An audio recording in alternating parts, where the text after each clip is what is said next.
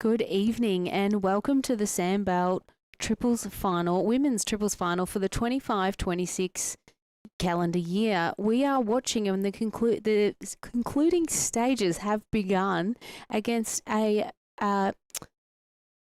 we've got the Caulfield Park team represented by Shelley Beeder, Karen Rubenstein and Rosemary Todez, playing against Kamari, who's representing Middle Park, Martine Kohler from St Kilda Bowling Club, and Nicole O'Connor representing Clayton Bowling Club. My name's Courtney Gabb and I will be hosting you this evening alongside my co-host and expert advisor, Kelly McKirahan. Welcome in, Kelly. Thanks, Courtney. Glad to be here tonight.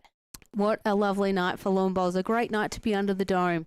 It is. It's the weather outside seems like it's a trend here. The last time I was on commentary, the weather didn't cooperate either. So great to be under the dome. A great rain or shine option, and it should be a great final. Absolutely. So the girls have, it's been a hard fought battle to get here. This is game 5.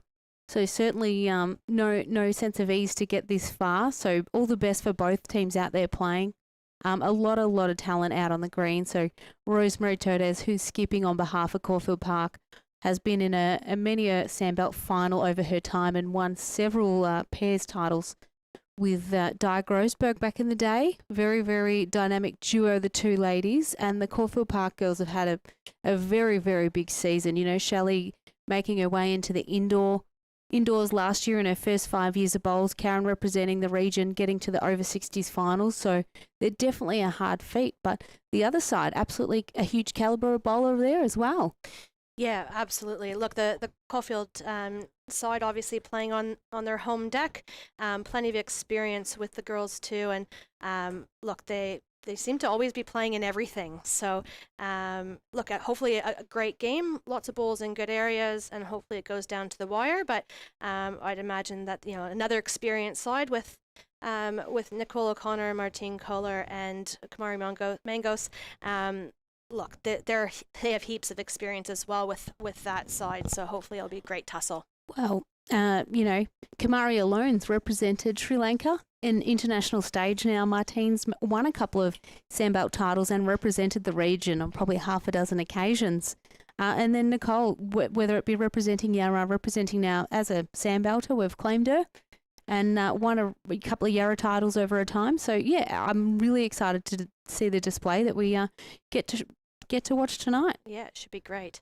The first couple ends, the girls will kind of get settled in, shake off some of those nerves, and I expect to see some really good bowls, good head building over the course of the game. But yeah, often it does take a couple of ends to kind of get settled and really dialed in.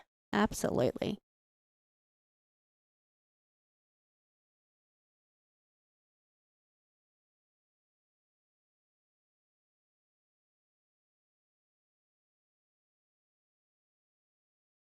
Just a bit through the head there, Nix, appearing to be 2 down at the current state. Yeah, 2 bowl triples. It's an interesting one. In terms, there's less bowls in the head. What we sometimes see is there's often numbers dropped and picked up. I think the name of this game, I think the team that will drop the least amount of big ends will probably win the game. Absolutely.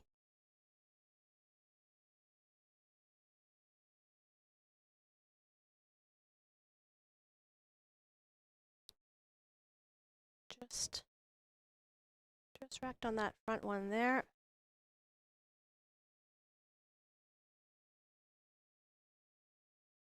And 2 for the Caulfield outfit. So great start for the Caulfield ladies. But it's a long game. 18 ends, 2 bowl triples.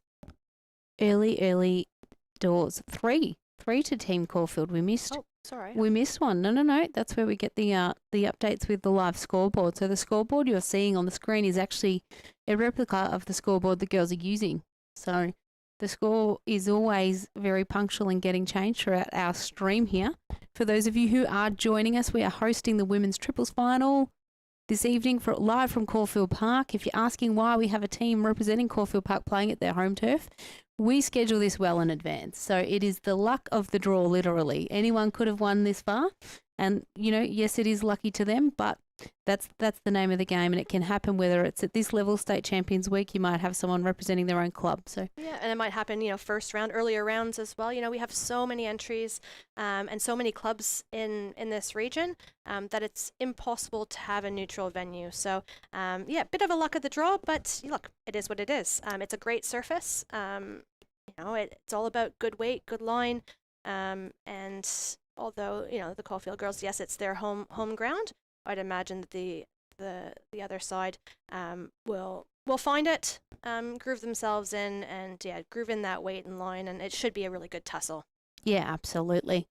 So for those of you joining tonight, let us know where you are watching. We love hosting the midweek finals. It enables everyone to be able to watch. It doesn't interfere with your region scheduling. You might be, let us know what region you're from, how your games are panning out, what event you're up to, how the season's looking. I know a lot of regions have kicked off finals already. Yeah, it's the pointy end of the season, so a lot of finals either just about to be played or being played as we speak, and yeah, it's a lot to play for this time of year. Absolutely. 2 good lead bowls there from Shelley, both sent with a bit of confidence and purpose. We've seen a lot of that last week when we watched your final, Cal, a lot of jack movement, and often the jack movement resulted in who won the end.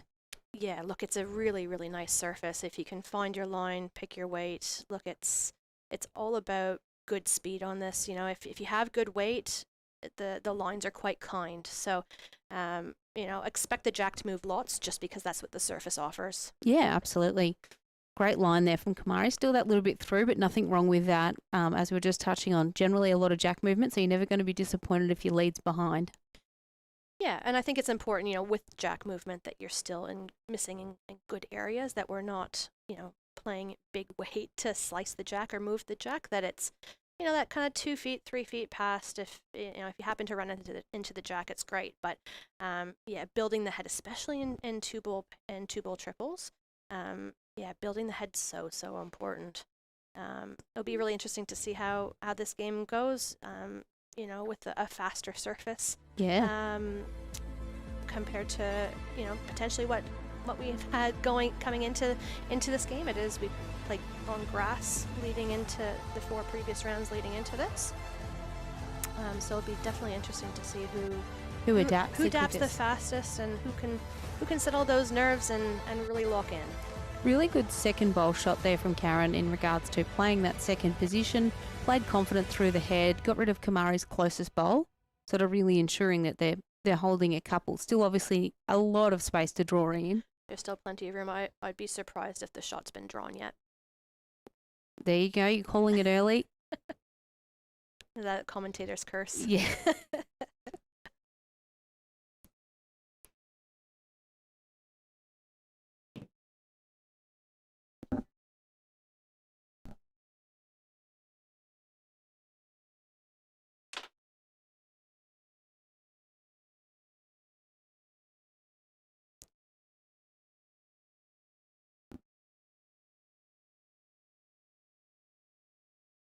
Martine's just looking to make this correction on her first. She was just a fraction short. She's looking to correct.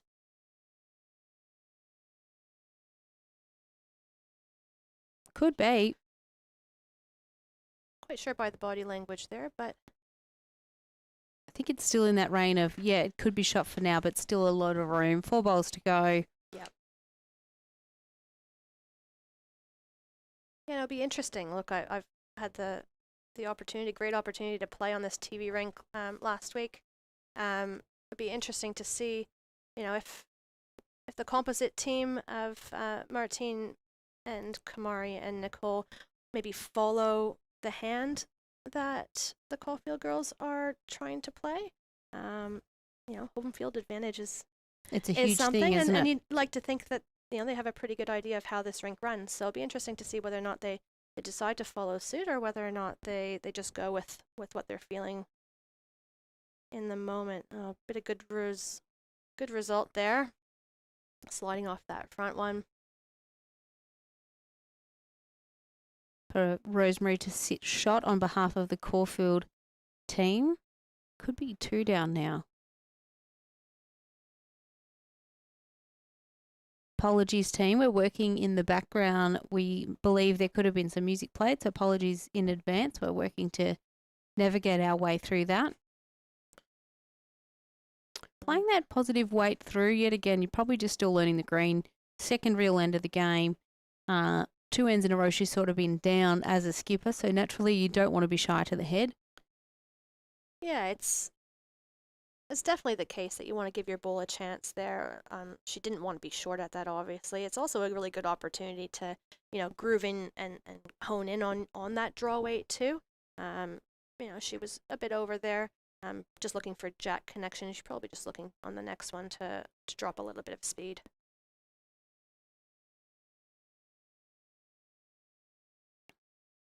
Rosemary coming along quite nicely there. Yeah, very good correction just in regards to knowing the weight. There was no luck involved in that, just a beautiful draw. Yeah, that's a really good shot.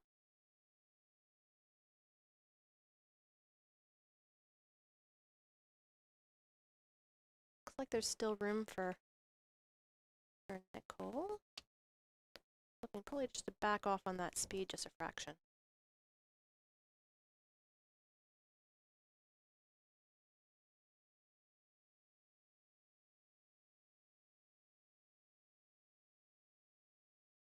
That's a really good shot. Yeah, very, very good shot. Cut it right back, 1 down as opposed to 3. So great skipper shot there. Yep, absolutely. Should take a lot of confidence out of making that shot as well, I think. So.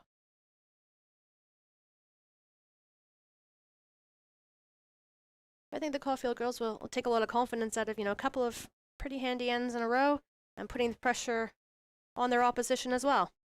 Absolutely.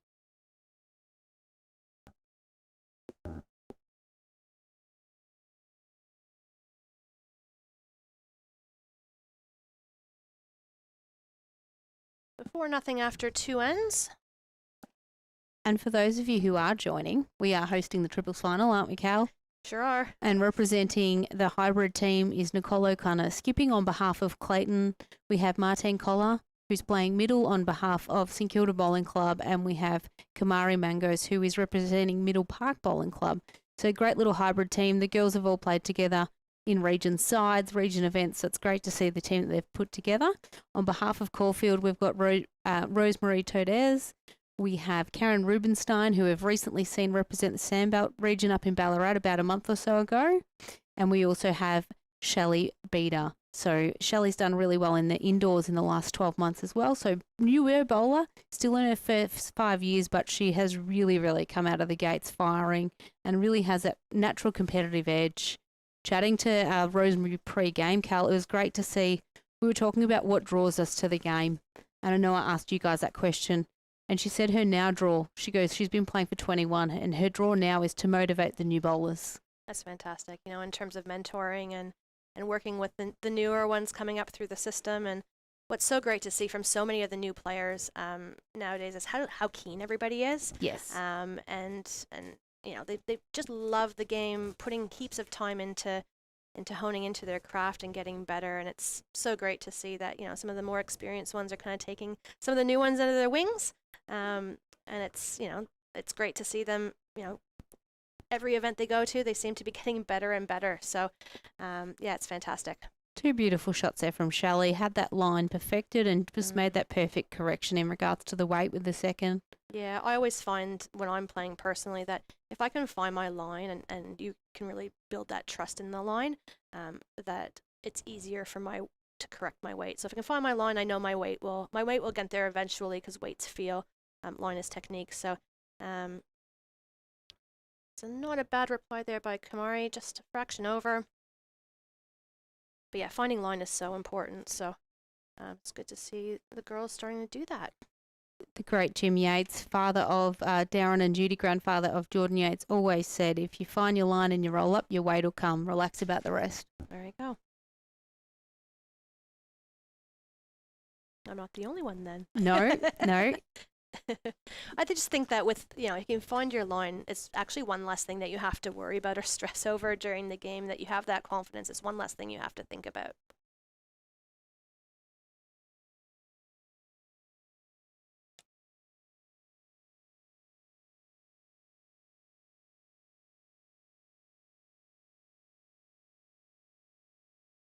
Just a bit over there by Karen, but still potentially in a useful spot.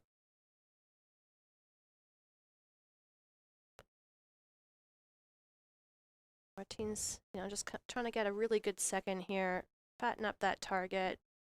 Bulls in the head. More bulls in the head, the easier it is to play at it later in the end. So it's really about what you're leaving. If you happen to not execute perfectly, what are you leaving for your next one? Or for your skipper, if you're not to get it with your second bowl as well. Or whoever's coming after you. Yeah. Yep, absolutely. For those of you who haven't watched a stream here from the Parkdale Dome or had the honour of coming to play, for the speed of the green, it is a little bit narrower to what you would anticipate, but it rolls absolutely beautiful, consistently running at least 15 seconds. Yeah, I think the speed of the green is dependent on how hot or cold it is outside.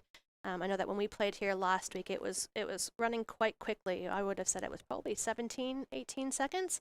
But yeah, the line isn't quite as wide as what you'd imagine it to be when the green's running that speed. So it's just about believing, trusting what you're seeing and feeling, and really honing in on it.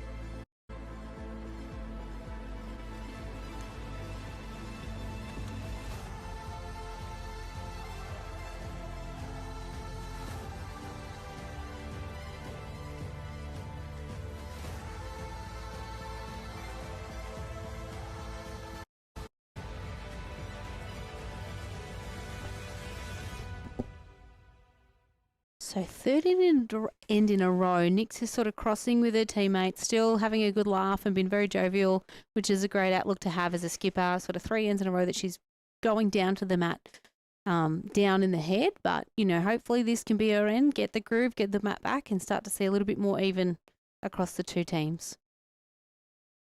The good thing about this end is there's nothing short. So she'll have a clear path to execute a conversion or draw or get close and build the head.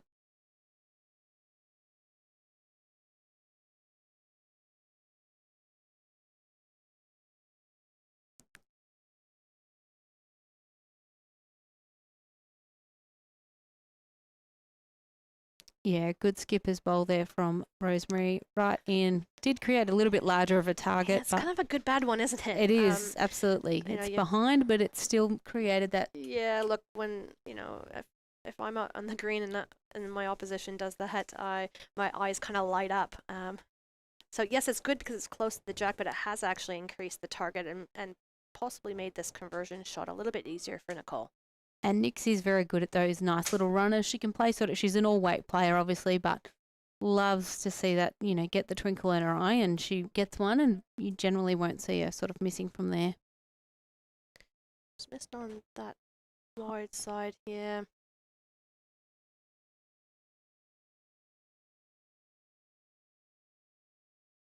That was the side that when we played it a week ago, if you missed a fraction on the wide side, it just did not come back for you, even if you had good weight. So it'll be interesting to see whether or not the girls pick up on that and the nuances of the green and what it's giving you.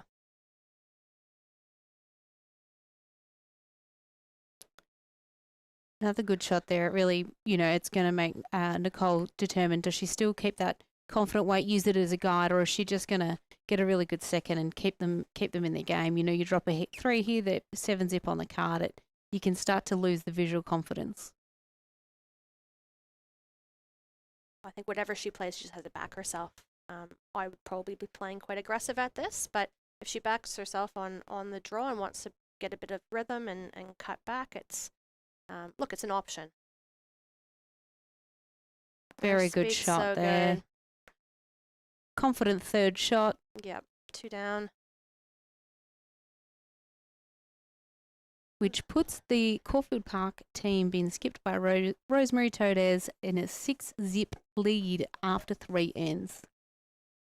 Let us know where you're watching from, and a huge shout out to the Caulfield Park Bowling Club for putting it tonight on. They've put a beautiful barbecue on. There's cold drinks available inside. So for those of you who don't want to watch it from the comfort of your own lounge or bowling club, come down and join us. It's a great atmosphere, as you can see in the back shot there. There's plenty of people here present as well as watching online, which is great. Yeah, fantastic hospitality here at the club. and great atmosphere. So yeah, if you're not up to anything and looking for something to do on this relatively dreary Wednesday evening, come on down to the club and watch this great game live. Absolutely. And for those of you who haven't, you may be already, whether it's following the Caulfield Park page, the Sandbelt page, both following one on YouTube, make sure you do subscribe. Caulfield Park have got some really great initiatives coming up over the coming months between club championships and other Sandbelt events. So if you haven't already, please subscribe to all of the three so you don't miss any of the action.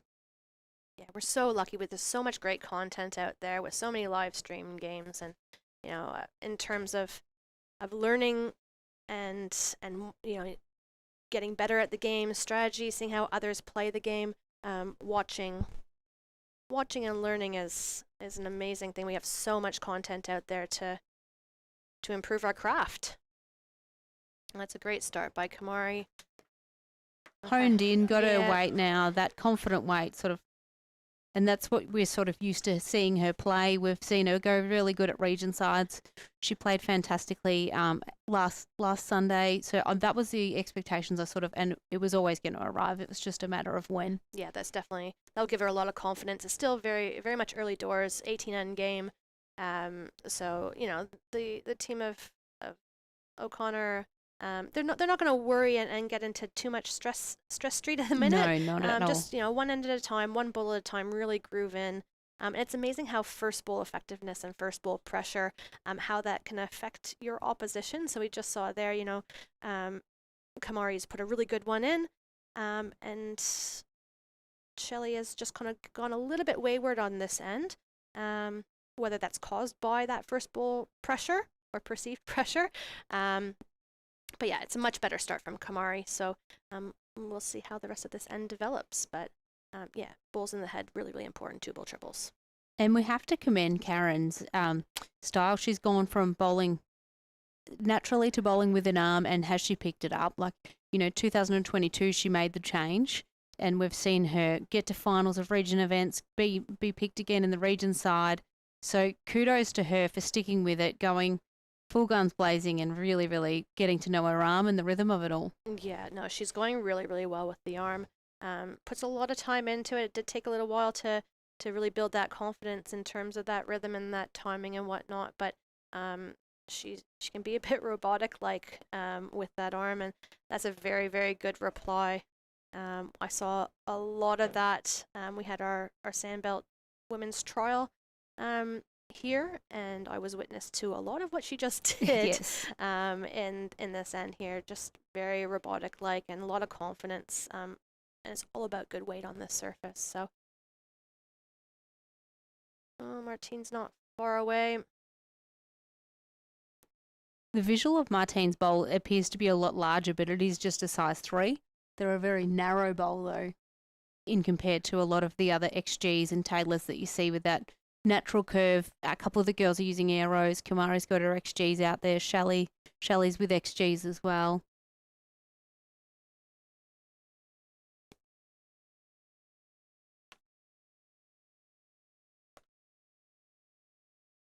I think it's also how the girls put them down as well. Everybody can play with the same equipment, but the balls react a little bit differently. Oh, absolutely. So. You and I could play with the same set and have a foot different in grass.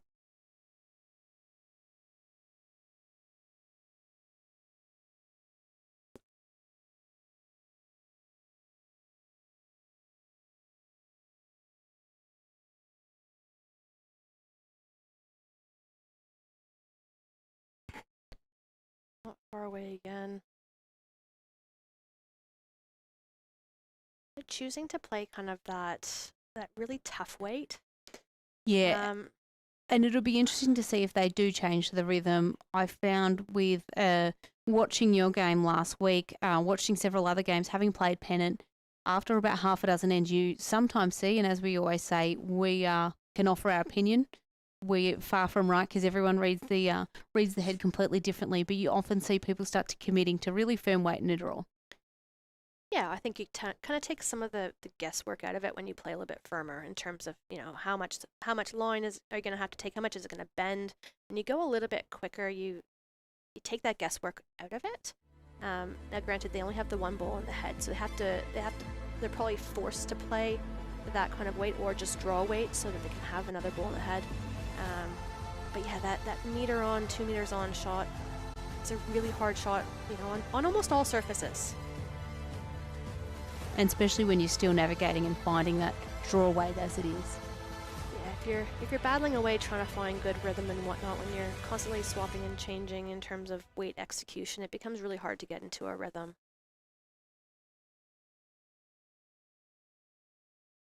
And not to say this is the wrong shot by any stretch of the imagination. It's just not an easy one. Just drop back this weight a fraction. And that might give her 2 seconds. Which will allow Nicole to play basically whatever shot, whatever weight she wants to without having to worry about dropping a number if the one ball goes out of the head.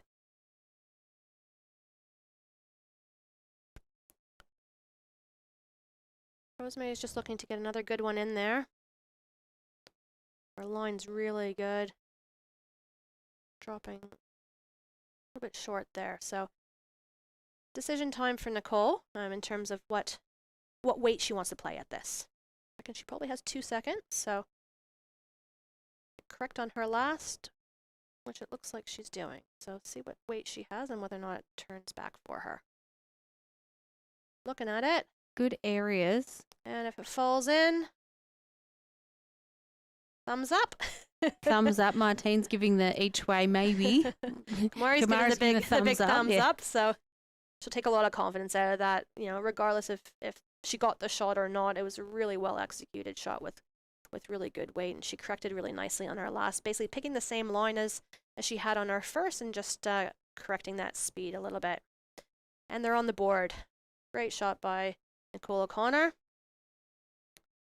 Team Todez plays at 6, playing O'Connor 1 after 5 ends here at the Caulfield Park Dome. We are hosting the ladies triples final on behalf of Sandbelt for the 25-26 season. If you are just tuning in, let us know where you're watching from. Let us know which region you play for. We want to hear from you. Playing the 5th end here. Be interesting to see whether or not they change the length up, or maybe just, you know, change the position of the mat and jack and maybe play the same length just to get a different kind of perspective. So ironically, as we're here talking about Kamari on screen, that's what drew her into the game. She used to watch it on television. Okay. And then she didn't realise how available it was. You could just walk in and join.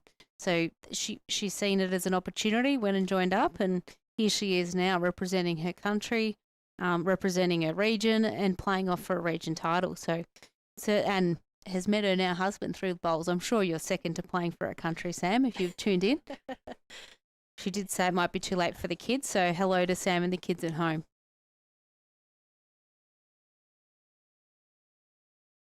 Yeah, it's such a great game that, you know, it's easily accessible for anybody, any age.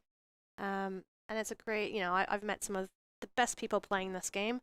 And, you know, been fortunate enough to have been able to travel all over the world. So it's created so many opportunities for me and so many avenues in life. But yeah, so many great people playing this game, and there's always something to learn. No single game is the same. No, which is always a challenge. 2 very good lead bowls there from both the girls. Yeah, absolutely. It's a very good start. Balls in the head.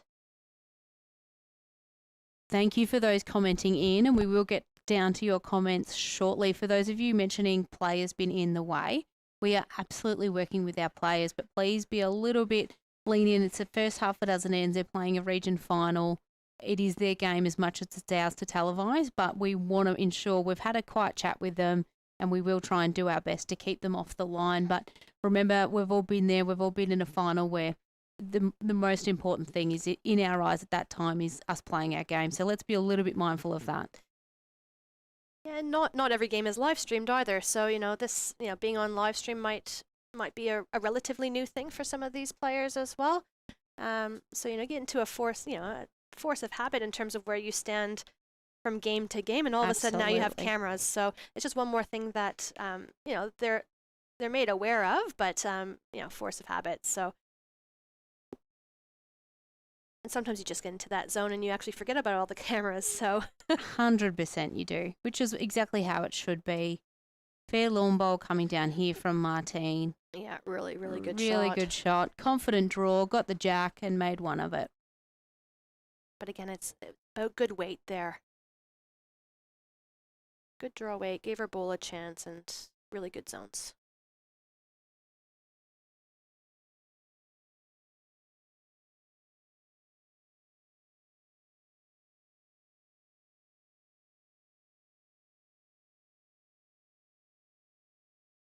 Be really good here for Nicole O'Connor's team to be able to string a couple of ends together, build that momentum, one at a time, get themselves back into the match.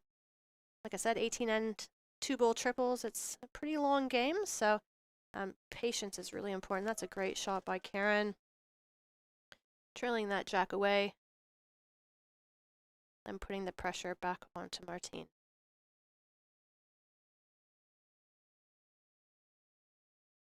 Looks like she's sticking to that same hand, which is, I think, the straighter of the two hands. It does have a little bit of a... Well, she's got options too, movement of her own, or just, Yeah. jag the jack again like she just has. Unfortunately, Yeah. not enough of it, but changes the angles yet again. Probably not for the good, unfortunately. No, just tucking not. that. Well, it depends on what team you're. Yeah, you're Team talking Caulfield's about. loving that shot Yeah, right absolutely, now. Jack out of the eye. Absolutely, it's just tuck that jack under and away so you can't see it. So it definitely makes the shot harder for Nicole.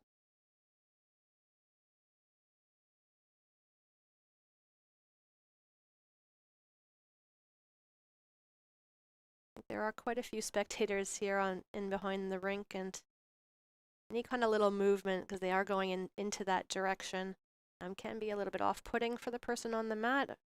I don't think it's done intentionally or on purpose, but it's really important that when you do get distracted, that you're able to kind of reset, step off the mat, restart your pre-shot routine.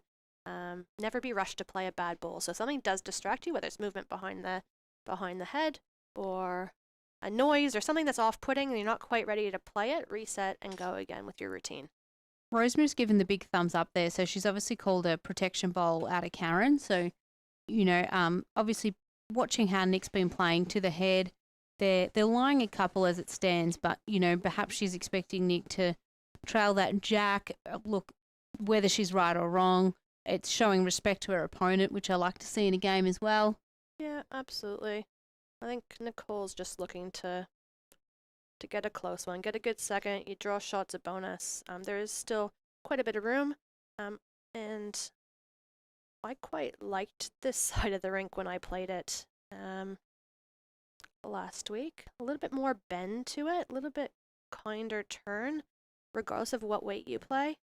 A really good shot here, and she's drawn it.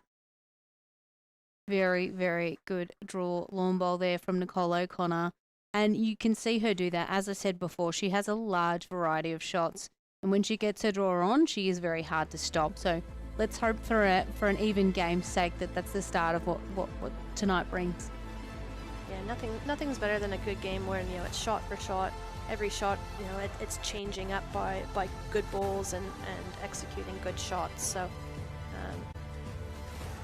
the confidence, like I said, that she'll take from a couple of good ones, last end into this end, she'll settle in okay. And yeah, she's a really good rhythm bowler. So when she finds it and can find that rhythm, yeah, she's almost unstoppable. So she'll take a lot of confidence out of that.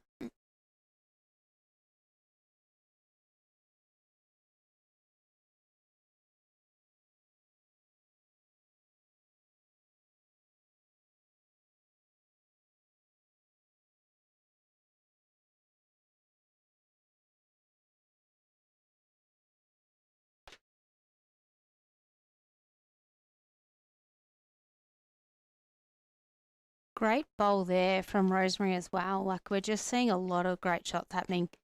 ahead. So for everyone chiming in, we are absolutely loving it. Tommy, why aren't you down here? Come on, you're the president of St Kilda. No excuse from you. And if you do have one, let us know, because we're enjoying your commentary that you're bringing through on the feed.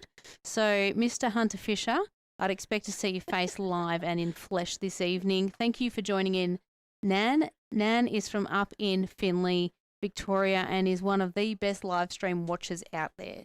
So hello to you, Nan, and thanks for chiming in. Dave, Aunch, John Bowles, all feedback is good feedback. We love it, and no one is perfect. So we pride ourselves on improving stream after stream, whether it's on behalf of Sandbelt, on behalf of Caulfield. So all comments are great comments, so keep them coming.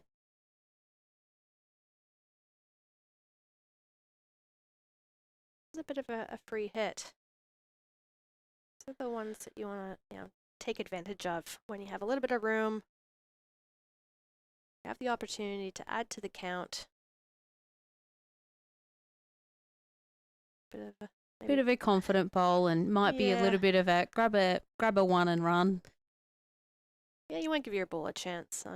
But yeah, I think she might be a little bit disappointed with that. But one end ticked over, and into end 6. So we're seeing Caulfield Park team, led by Rosemary Toad Ayres, have taken a real lead. 7 plays 1 after 5 ends against Team O'Connor, who is a hybrid team. My co-host Cal is going to step out for about 5-10 minutes, and I'm going to welcome in Phil. So we're just going to take a 30-second break. We'll still be on air, so don't go anywhere. But host-wise, we'll be back shortly.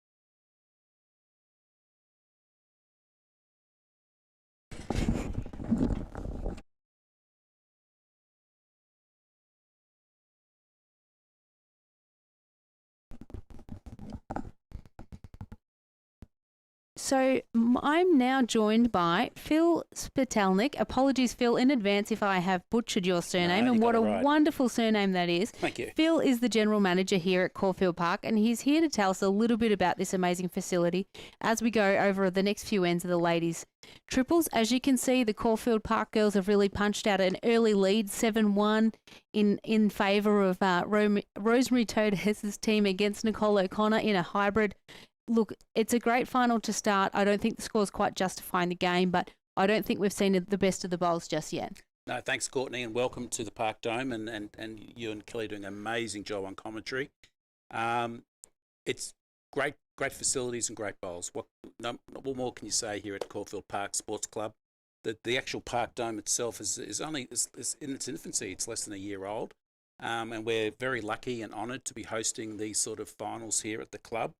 And to not only we have the triples tonight, we had the mixed pairs last week, and we're looking forward to a great array of unbelievable tournaments and events here at Caulfield Park Sports Club.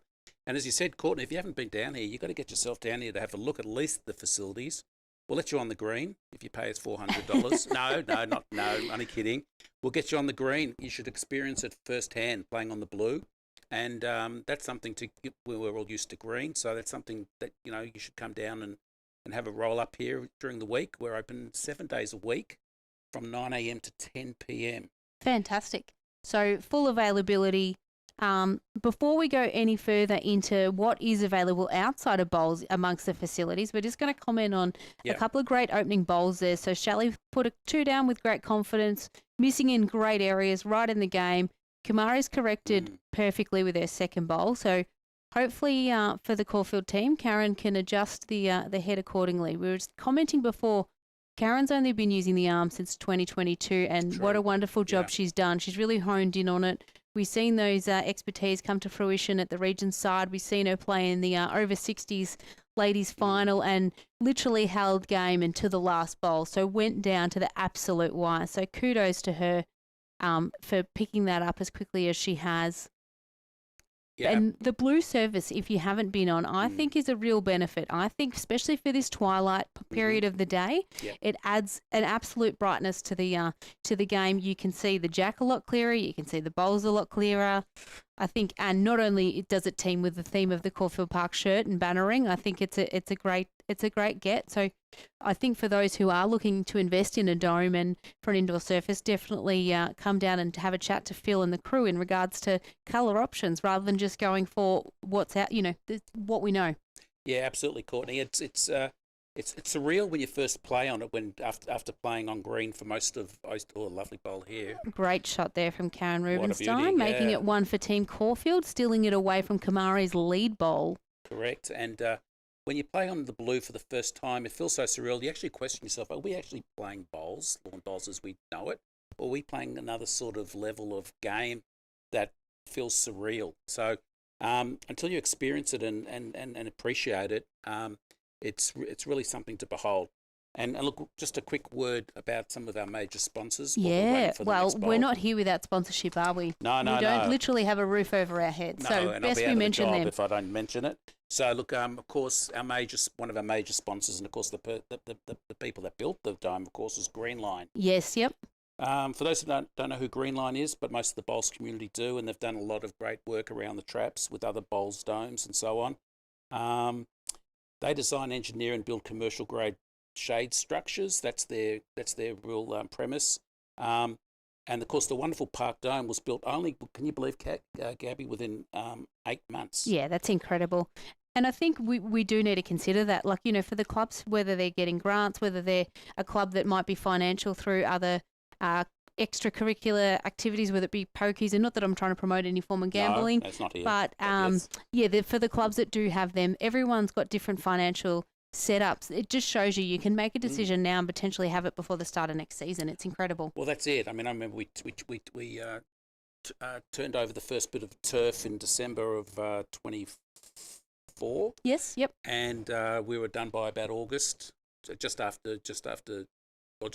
time for the winter pennant, and it's been just booming ever since. A lot of people, even the clubs that play here, love playing here, whether they win or lose. They turn It around. always creates a very fair game, and you're spoiled in regards to. We've seen a lot of rain happen around Melbourne this afternoon. Yes. We've seen peak 30s.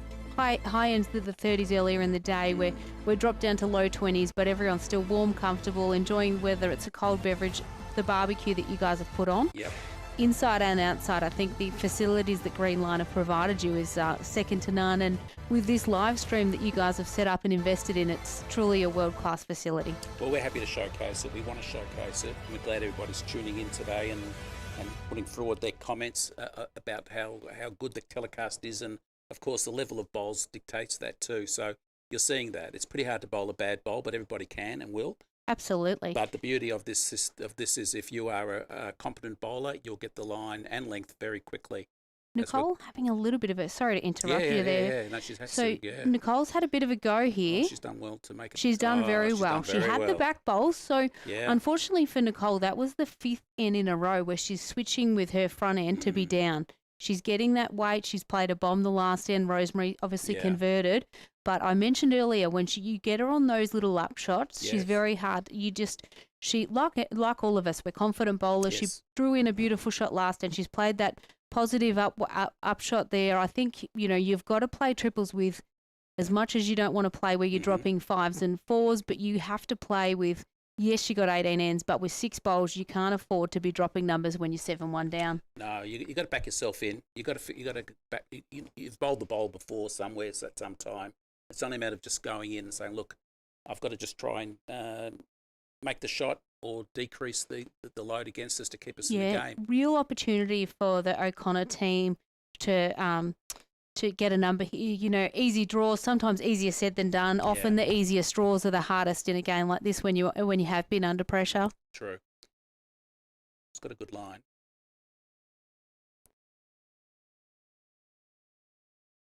Hard to cut back when you've played that, up shot to be perfect weight on this. Yes. So 1 in the way of Team O'Connor. After that was the 6th end, which means Todes 7 plays O'Connor 2. yet again, for those of you just jumping on, we are hosting the 25-26 Ladies Triples Final on behalf of Sandbelt, and a huge shout out to Caulfield Park for hosting us. I've got my sidekick. We've got 2 sidekicks, so how lucky are we? We've got everyone. We've got Jack Attack, literally a new name for Jack Attack. We've got Jack on the tools, who's been doing a fantastic job with the direction of the sport. For those of you, if you've seen a basic live stream, this is not that setup here. He has a full joystick which you can zoom in and out, and it's incredible. So second to none in the setups of live stream. But Phil, tell us a bit more about how we got here. We've touched on Green Line and their fantastic facilities they've pushed out in 6 to 8 months. Yeah. How else are we here? Well, look, we've got to thank one of our long-term and valued sponsor in Stonebridge Property Group. Yep. Stonebridge has been with us maybe 8 to 10 years now. Fantastic. Yep. Saw us through times where a sponsor was hard to come by, and through COVID stuck with us, and has certainly now increased their level of sponsorship and value to the club, and we certainly wear their name on the back of our shirt as the largest name sponsor with pride. And you'll see them in the back there also with the canvassing of the and the bannering. Bannering. Major sponsor. They're a property group that a lot of people won't know them, but they mainly deal in commercial real estate and consultancy. But we thank them. We're indebted to them, in fact, for that. Looks like we've got a longer end going here. Oh, no, they've put the mat up. Shorter. So, yeah, speaking of property, they've changed their real esite to a little bit less on the green tonight. That's right. They've cut it back down. I didn't actually look at the mat. They've gone for a shorter sail. I saw it closer to the tee. Oh, this is a great start. Yeah, very, very good start here. Other major sponsors I'd like to mention is Direct Chemist Outlet, Community Pharmacies. They've got three branches very close to our club, in fact. They've got them in Caulfield Village, Elstonwick and Ripponlea. I tell you what, now we do have a diverse age group with lawn bowls, but I'm sure we offer a very good customer base for the Direct Chemist Outlet as well. So if you are in the area and if you whether it's day-to-day medications or perhaps sunscreen for your weekend pennant, head on down there. Oh, lovely start by Shelley. Very consistent bowler for our club. Yeah, and Shelley. So new into the game. I'm excited to see where her career takes her. You know, already representing the state at the Australian Indoors last year. She's absolutely hungry for the sport. She's got that competitive edge, and to be bowling at that standard already, I'm excited to see what the next 5 to 10 years will bring for her. And she hasn't got there by chance. I mean, I'm here every day, and I see her practicing every day. So there's got to be something in that. Emmeline Medical Centre, we talked a bit about the chemist, and of course we've got a diverse age group here at the club. Well, unfortunately, some of our bodies need a little bit of help at times, or we get a bit sick. We'd like you to go to Malvern there to see our friends at the Emmeline Medical Centre. Even if you've got a GP, we're happy to go there for a second opinion and mention you're from the Caulfield Park Sports Club, and they'll look after you. How good is that? You've really got all areas covered with sponsorship. Yes, we do. 2 excellent bowls there from Shelley. Unfortunately, Kamari's was just a little bit peppered to get the result she was wanting in sitting the bowl or jack, but it's easily done as a lead. You do get that twinkle in your eye when you see something on the jack.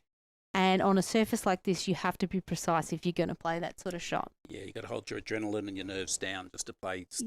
Go through the process, play the right shot, think it through. I think the hybrid team playing under O'Connor has to remember they were the ones that picked this length. Just go back to that beautiful draw game that they've been playing and pressuring them with the Caulfield Park girls with, because they really want to capitalise. They've had 2 ends in a row. To get the third would just create that little bit less of a lead and keep the game interesting throughout. Yeah, absolutely. Once you get the mat, you want to capitalise straight away. You don't want to actually drop a number and hold the mat. So you want to keep holding the mat and moving forward to the next end to get the next shot. So Karen, who's very consistent with the arm, as you said, with the arm, it's just hard to believe. Just only fuse it. She might be called to the cover, or no, she was just that might be what we call commentators curse there, Phil. Sorry, Karen. Right as we promoted it. When you look at this back, I'm sorry, I apologise for that. It's my fault. It had nothing to do with you and how quickly you threw that down.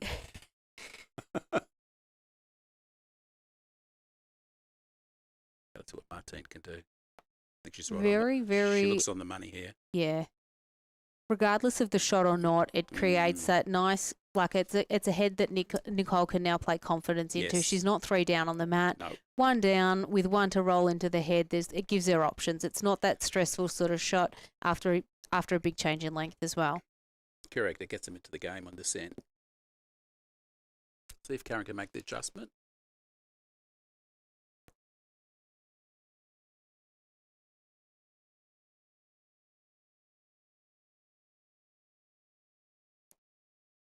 She's covering the back bowl. Yeah, and look, to be from where Rosemary was standing, I'm assuming that she was called on that back shot. I think so. As I said before, Rosemary is very, very good at respecting her opponent and knowing the ability of an upshot, so she's never going to not protect the head and have that insurance shot, for one of a better words. Correct. Yeah, no, it's good skipping. It's clever skipping, and the skipper can call the right shots at the right time. It allows the players, it allows continuous good bowling from the team and continuous winning events. It's great to see such a large crowd here tonight. Isn't it? And we were just touching on that before. You know, we love live stream, but it's the best, worst thing about the sport because it enables us to sit on the comfort of our own couch and watch instead of coming down. But how fantastic to see everyone out here enjoying the atmosphere. And before it poured down, we had the pickleball courts all full too, and that's something new that's come to the Caulfield Park Sports Club. Officially opened on Australia Day this year, and was probably in operation from about November. And what a sport that is! That has to be one of the fastest increasing sports in participation and memberships that's going around. You're just hearing about it, but to see those beautiful blue courts yet again, it's very consistent with the way this venue has been built. Come down and have a go. I know I'm absolutely keen to get out there and have a go, but I think we should nearly do a bit of a battle of the shields, perhaps have a bowlers versus pickleballers versus tennis players, and have a bit of a round robin of all sports. It's funny you should mention that. We're just about to organise the pickleball tournament. Yeah, right. Where the pickleball members will be asked to put their names forward, and they'll be matched with a lawn bowler. They play in pairs, so they'll play pairs on the pickleball court. Then they'll come and play against other people as pairs in lawn bowls. Fantastic. We're going to sort of run that as a monthly event, and we're going to include that with, a cheap beer on the night. I don't know if I can say it or not. Oh, as long as everyone, drinks responsibly, I think it's fine. That's fine. I think hydration is fine as long as it's done responsibly. Correct. And everyone gets the right form of transport to and from the venue. Absolutely. And by talking about transport, the beauty of Caulfield Park Sports Club, we're on a tram line, we're very close to a bus line, and we're very close to a train line. So if you don't want to drive, you'd like to have a few that you think you might, you can get here safely and inexpensively. And get home very comfortably. Team having a bit of a chat here in regards to, I'm assuming, is Nick's going to play that confident shot, trying to get the jack in the pit, or is she just going to consolidate and try and get the shot? They're holding second. The danger obviously is, like with any upshot, you can take your own bowls down and sit in a far worse position. Correct.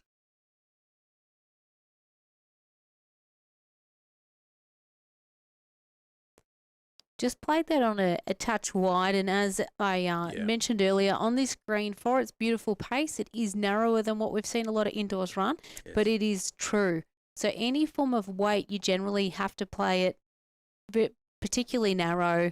You're basically playing it on a full swing sort of line to a normal green, to put it into perspective, to try and describe it as much as I can without actually being here for those who are sitting at home.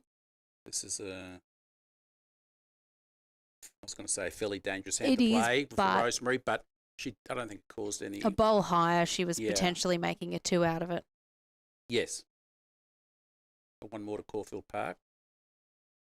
Takes the Toads team to an 8-2 lead after 7 ends. 7 ends, yes. So we're more than half. No, we're more than a third of the way through. Third of the way through, 18 ends in the triples because it's 2 bowl triples, 6 bowls per team. We play 18 ends, which replicates exactly what is played at State Champions Week. Yes. So all of our other finals, whether it be fours or pairs, are 15 ends. Right. Because we remain consistent with what's played at the next level. So the winner of tonight, for those who haven't been involved with any region events before, will play off in April in Bendigo on behalf of the Sandbelt region. Wow, fantastic. So I love the format of the region events because obviously tonight we're seeing a mixed team, we're seeing a Caulfield Park team.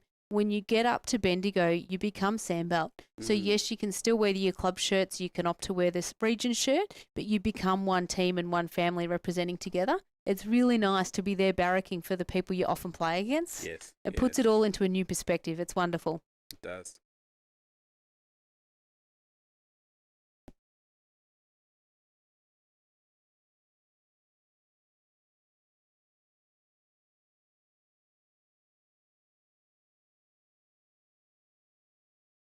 Just going to have a quick look at what's happening around the grounds here with the other two men's semi-final games. And I can see that the Andy Smith versus, is it Tom Piper? After 7 ends, it's Smith 6. That's the other Caulfield Park Sports Club, thank you, team, against Piper of 8. And I just need to see what's happening on the... Oh, here we go. And I don't know the people's first names, but it's surname Such against Hughes 8. Such 4, Hughes 8 after 8 ends. So 2 fairly close games happening there in the semis. In the men's semis.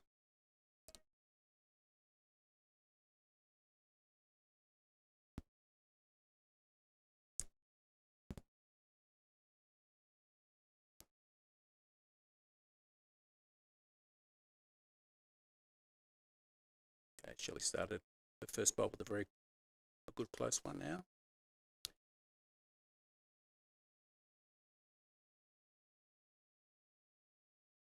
Yeah, great start again there from Shelley. She's really honed in, and she's most certainly, if she's missing in good areas. They're either within that reach to knock right into the jack or sitting just behind.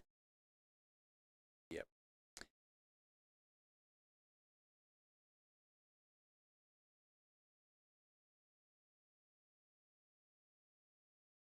Really, really good shot there from Kamari. That really nice weight to trail the jack, sit the bowl. Just got the wrong edge, but yet again, it's creating a second shot for Team O'Connor and putting it in a little bit, honing in. We've got a few rowdy supporters. We love young Andrea from the St Kilda Bowling Club. Wherever she is, you will know because you hear her.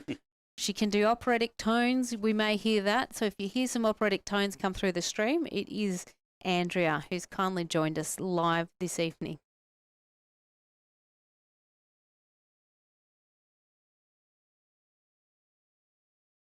Probably a touch through from what Rosemary, I understand, was calling. Any touch of that jack, getting it off the line is the ideal for Caulfield here and making it a lot harder for the O'Connor team.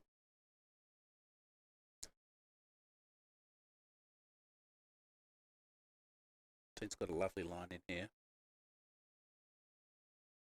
She's done very well. Good shot. Regardless, she got a little bit of luck, but you know what? The weight was going to be good perfect. Regardless, whether it's at the bowl, trail the jack. Exactly. It got a little bit of assistance, but that weight was ideal.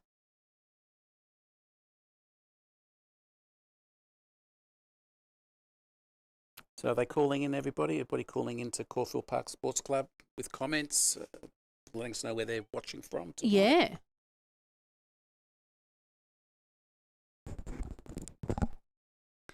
Yeah, we want to hear from everybody. Karen covering the back. Lots of people chiming in on all 3 pages. So the YouTube channels, the Caulfield Park Facebook page and the Sandbelt Facebook page. So a lot of great comments coming in. Keep it happening, guys. Great. Let us know where you're watching. Adam, Nicole's partner's chiming in saying he's watching from Nicole's couch. No excuse, you should be here live watching her. Yes. 2 great bowls from Martine there. Yeah, she played very well. Really, really good. Confident shots, creating at least a 1. It could be 2 with Kamari's front one. Not knowing the full depth of the positioning of the shots. Hard to call from the angle we're sitting at. But creates a really, really good shot for Nicole. Rosemary's got the opportunity. Does she play that perfect draw or does she try and sit the bowl? She's got, she's got a number of options. Yeah, she's got Shelley's nice shot sitting behind. She's got 2 of Karen's right back if she plays that little bit more aggressive. As we always comment on, just because we see it one way doesn't make it accurate. It's a game of opinions. And I think all of us in our time, whether you've been playing for 12 months or 20 years, we've all seen some shots that you think you would never ever pick, but they come off and they get a result or they get the shot. So you can never say never. No, exactly. You must play the shot that you feel comfortable playing, and if that it seems different to yourself, what you would have played, so be it. I think Rosemary's coming down to ask Karen to put her foot where the jack is. Yes, that's what she. And it can get to this time of night exactly that, you know, we're heading toward 8 o'clock where our lighting starts to change outside. Yes. Most greens will slow down, so it's easy to start dropping that 3-4 foot short at this time of night. You see it happen a lot in Night Pennant after that first hour of being out there. And that's on all surfaces. Yes, exactly.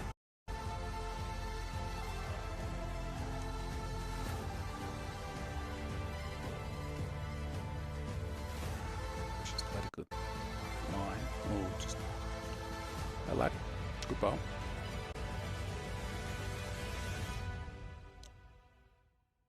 Say it's probably now definite 2. Yes, yeah.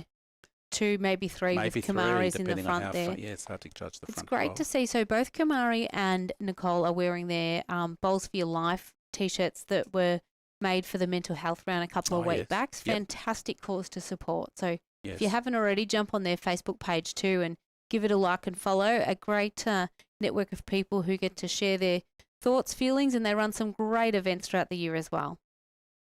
Perhaps Caulfield could be their next host club.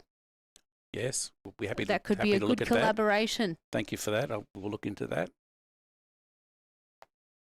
Rosemary coming down to look at the head.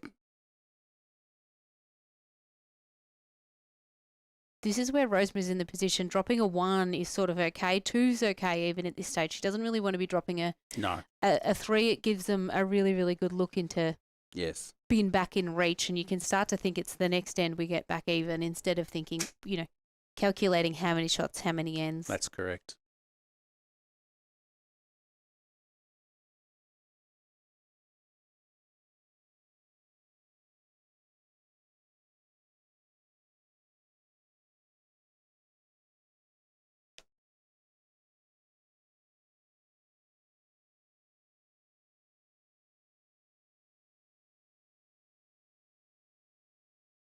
Rosemary's coming in very well here. Can she get past Kamara's? But she has. Oh. Interesting to see the measure. One to come. Martine calling too.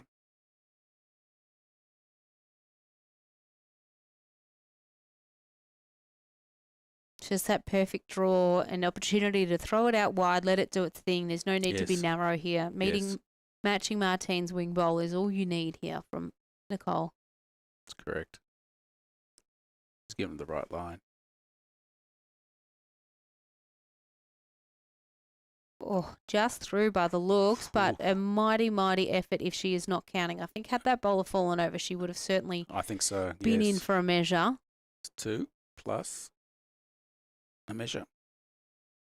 The front. This is, and I know you're probably not going to want me to be saying this as a Caulfield man, but this is exactly what you want a final to be. You want a final to be hard fought out, going to those concluding ends. You don't want to blow out in a final. So seeing Kamari get back in control would be very interesting to see if they play that mat up approach again, or if they, you know, change it up. Indeed. It's just discussing with the skip. So two in the way of O'Connor. Yes, and the other semi-final, the Smith Piper game, has levelled up at 8 apiece after 8 ends. Funny enough, there's all the 8s. And Hughes is 8-4 up on the Such team, again after 8 ends. Yeah, wow. 8 seems a common number.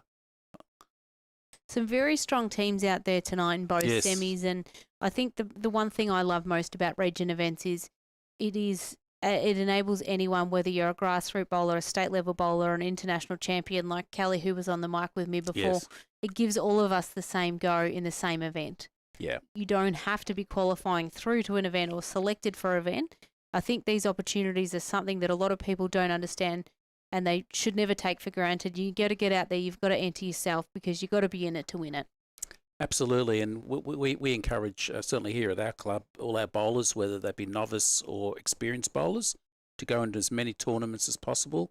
A lot of them have entered Sandbelt over the last 2 to 3 years, and the results, first of all, their game improves. They learn a lot from playing at this level against these sort of players. And And I guess testimony tonight, we've gone into a triples finals situation where 2 of the 3 Caulfield Park Sports Club, but they were encouraged to do this from years ago. So, as you said, Courtney, just just get out there and to do it. Change of length's thrown Shelley off. That's probably the loosest bowl we've seen from her in regards of being short there this evening.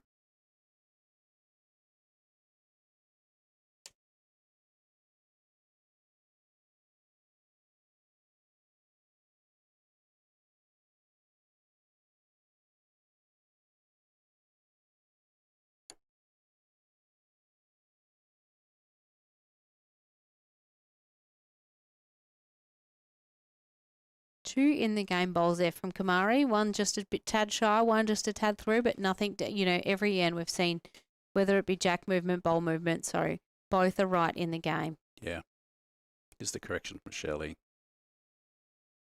See, that's that daily practice working right there, isn't it? All day. Every day.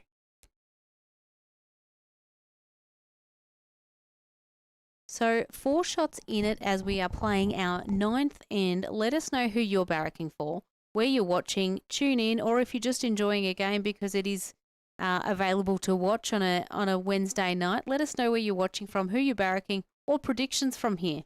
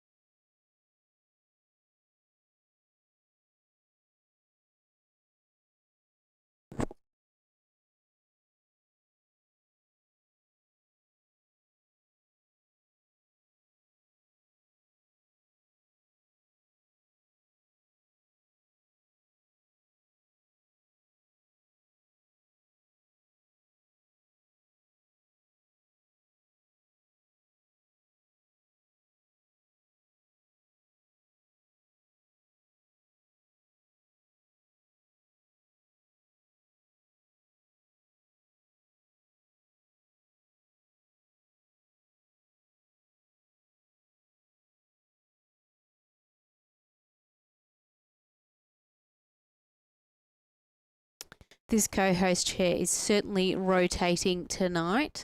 I'll welcome in the second best commentator in our household, Callum Bennington. How are you, Callum? Going pretty well so far. It's been a great night. Hasn't it? And the game's just gotten very exciting. As we said, exactly what you want a final to play out to be within reach. You never want to see a blowout in a final. Watching Nix play those, telling shots, we know she can do that. She's got the ability to play all sorts of shots, whether it's draw, drive or trail, and her front end have just sort of honed into the game. They're finding their rhythm a little bit. Yeah, it's all a matter of perspective, though. If you're playing it, you want it to be a blowout. Well, that's true. But for us watching along and for you everyone want it watching to be at home, down to the wire for anyone's nerves. And if you have been in a position of any final, whether it's a club final, a pennant final, a region final or a state final, you want to be comfortable playing the last sort of 3 ends of the game. yeah, it's the difference between playing and watching. It's like when you go to the football. You never want a close game at the football, but if you're playing, you want it to be a blowout. But we're seeing some good bowls here. Sorry, screaming into the microphone there. No, that was all right. Very good weight there from Nix. Just missed her line. It seems as though they're all just searching for this change in length. Bit of a medium to medium on the line.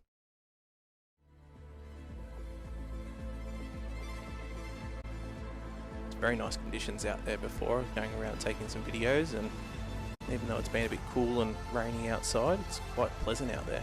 We were commenting before, Phil and I were talking about the difference in surfaces. Obviously, blue surface here at Caulfield Park, and how bright it is given we're in that real twilight stage of the night. Like, it's still really bright. We've both played on it. I don't think you ever get to that stage where it's dull and gloomy and you're looking for the jack or looking for the bowl. You can still see the depth. Great bowl there. From Rosemary, great skipper shot. We've seen a great display of bowls thus far, and Rosemary certainly has not been shy on showing us what she's done and why she's reached several region finals and won some region titles in her 21 years of playing. So Rosemary's new to wearing a Caulfield shirt, but been here the last 12 months, had 20 consecutive years at Armidale and actually won the singles on her departing. Talk about finishing on a high.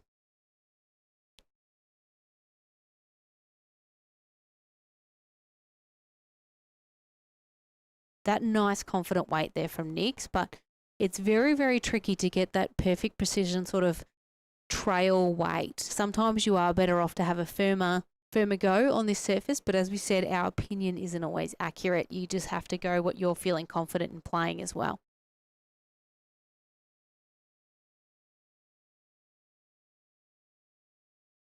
Good areas here from Rosemary. Very, very good shot.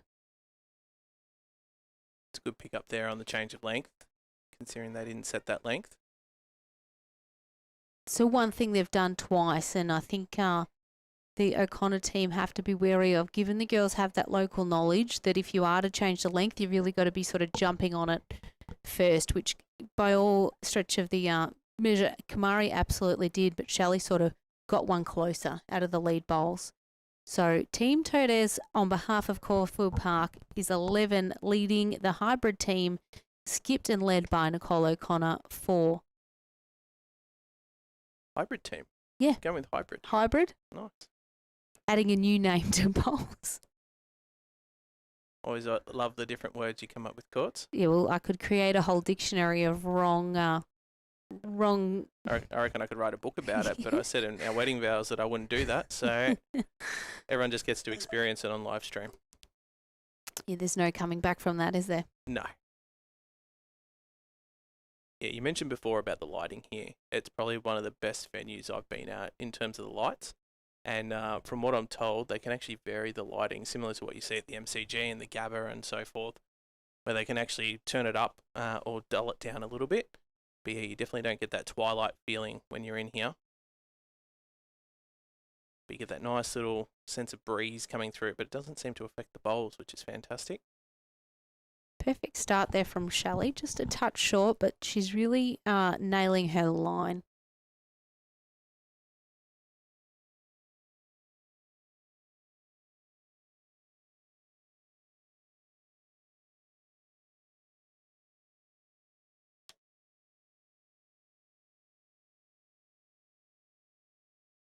Shelley's story as to how she got involved in bowls is really fascinating. So she actually started during COVID in a public green in Carnegie.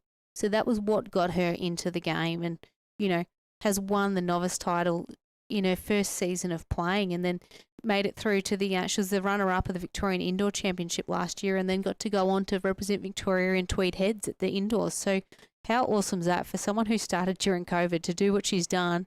As I mentioned to Phil before, I'm very, very excited to see where her bowling career takes her. She's been very consistent tonight. It's been fantastic to watch. Well, Phil was saying he's here, obviously, as the general manager most days, and she's here practicing, and you can see that from her adjustments. You know, even very few bowls have been loose as a lead, but if she has been, you know, a metre short or a metre through, she's making that perfect adjustment with her bowls.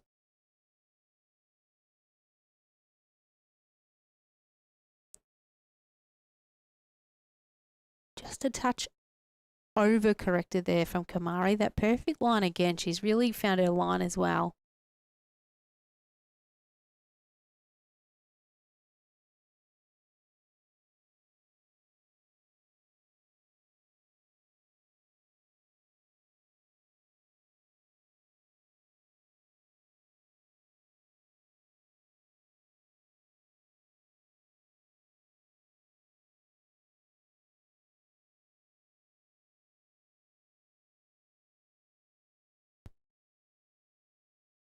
So we're just flashing through the men's semi-final update. So we have Smith play Piper, Smith 11 playing Piper, 9 after 10 ends. And in the other semi-final, we have Such playing Hughes, which is Such 8 and Hughes 13 after on their 11th. They've played 10 ends.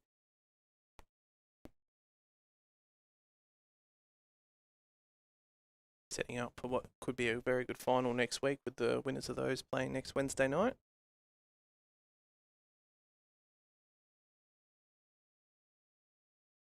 It's been fun organising these events this year. We've definitely seen some increase in numbers of participants coming through. Fun fact just for the triples, when you combine the men's and women's, we've had an extra 58% entries to How last good is year. that? So good for the region. And as we were talking about before, you've got to be in it to win it. And that's the best part of any region event. You can be having a grassroots player that's only their first 12 months in playing, you know, a Kelly or a Lisa, 2 international bowlers. And that's the beauty of playing region level.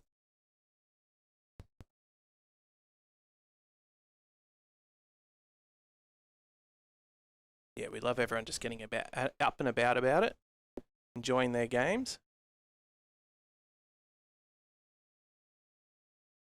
I feel the more you play, the better you get. You can hone in on your skills and get that match practice. Definitely helps out for pennant or any other events that you're playing, whether it's club championships.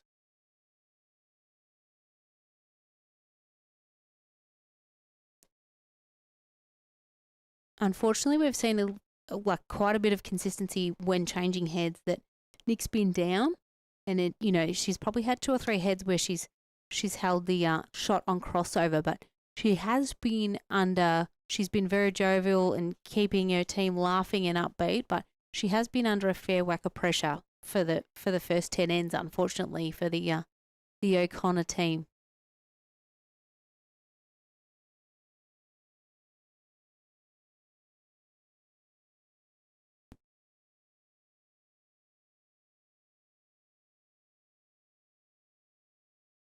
Nicole just looking for a dead draw here. Just finished Jack High. The angles are really nice the way it's sort of coming down here. Just needs to run a little bit. Really good line, just a little bit gun shy on the weight, which we know how well Nicole can adjust her bowls. So hopefully we see that for her with her next.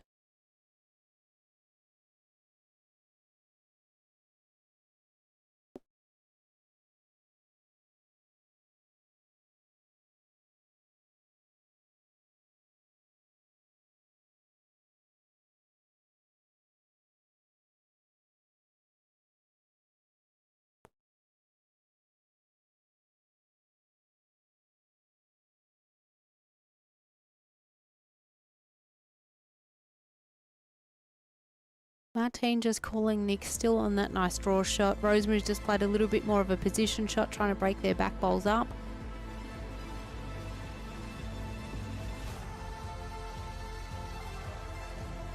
Comes down to a weight correction here. She does have her own to work with. Helps in regards to not being down multiple, just the one. Team Toaders taking it to a 12-4 lead after 10 ends. Yeah, just broken away a bit here, similar to last week in the mixed pairs where Kelly and Blair just edged ahead and just forged that pathway forward. But in saying that, still 8 ends to go. 100%. One every end and you win the game from here on out. I'm liking the maths. Or draw the game, should I say, from here on out. Gets us an extra end. Go to a 19th.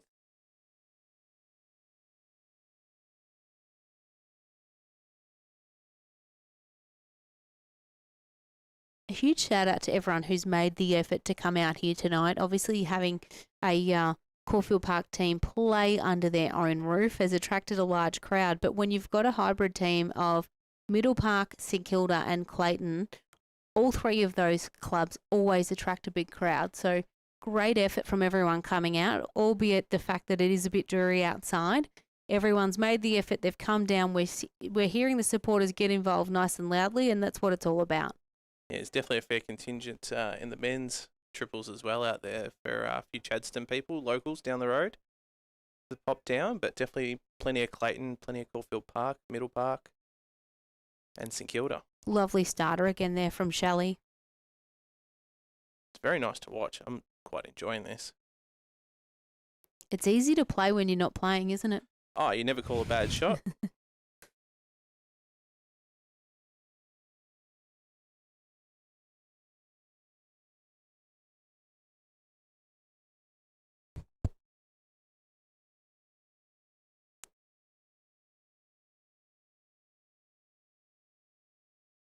Very kind of Caulfield Park earlier to put on a barbecue for everyone coming in. Oh, I know the sausages got snapped up pretty quick. Well, as they would. They've put on that 2 weeks in a row, and all sorts of facilities available, whether it be cold drinks. They've had other food for sale, sausage rolls, party pies, dim sims, put on a beautiful barbecue. So you can see why people have come down 2 weeks in a row. Yeah, I can vouch for the dim sims. They were very nice. Nothing like a cheeky dim sim.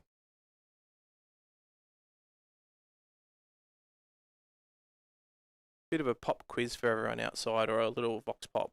What does everyone think of the Wednesday night finals that we've got going on with the Sandbelt events at the moment? We were umming and ahhing. We did have some early ones which were on a Friday night, which saw a good crowd. But comment on if you're liking the Wednesday night finals. Gets everyone to get home and watch it, or come out to the venue. We've seen big crowds at Chadstone for some of the other finals and our other venues. So chuck a comment in there if you're liking the Wednesday night finals. Or a Friday night might be better. Yeah, all suggestions are good suggestions, aren't they? We love improving the events, and the only way to improve is getting the feedback. So we've got no issue with that, because we want to extend next year with our entries and just make it a better experience for everyone. And the only way we can do that is to get the feedback. So I'm more than happy for that to come through.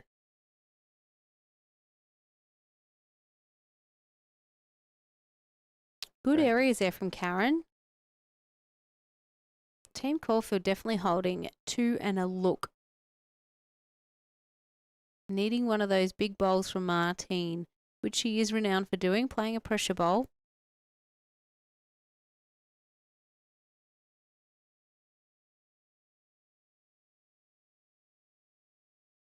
Just looks a little bit on the narrow side. Played that nice, confident, trail the jack, draw the bowl. I think they were, I don't know what was called, but it is easy to play that yard over on this surface. As we said before, it always runs absolutely beautiful, minimum 16 seconds, but normally you're seeing it 17 to 18 seconds. So it's very, very easy to overcook what you would consider just a confident draw.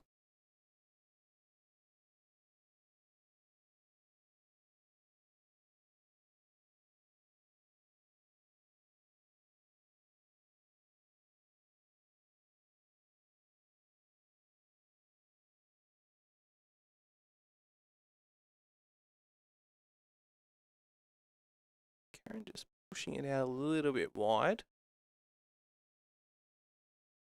Wait, fairly consistent to her last. Still gives Martine the opportunity to come through here on her backhand.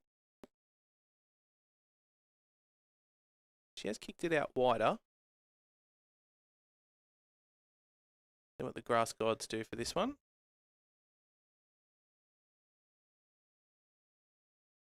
Better on the line, but just put a little bit extra weight on there.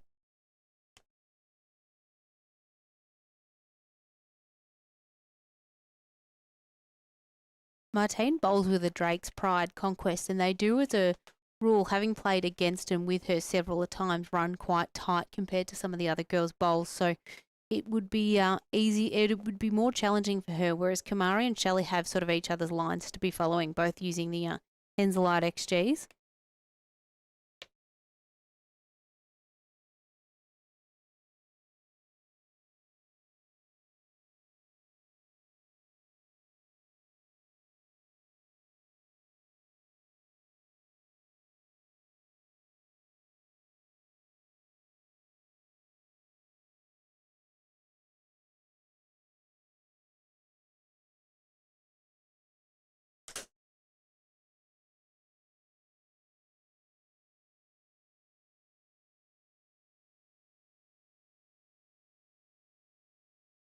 One thing that we've commented on several occasions with Rosemary is she's very, very considerate of what the opposing skip is going to do, and you will never ever see her not put in, if she hasn't already asked her leaders to do so, she's been putting in that insurance bowl, covering the back. She's seen Nick's play some really nice up shots, so she's taking no risk. She's ensuring that she's not going to drop a number. And I think it's also very respectful for your opposing skip to know that they've got that ability to play that shot and that conversion as well. So I think it's very respectful for Rosemary to be playing that. She could be trying to be greedy here and get a big number, but she's showing that respect straight up. And then she'll get a gauge, I guess, for what she does here.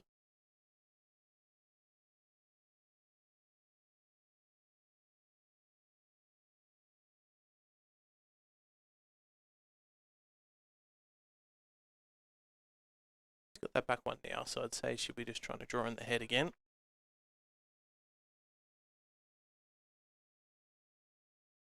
This could be a do or die end of the game. If we see Team Caulfield pick up a 4 or a 5 here,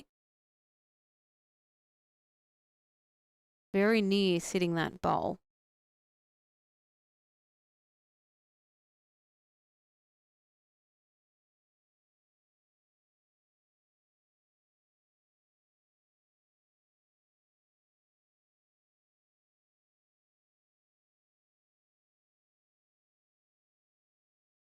I'm on the line for this one.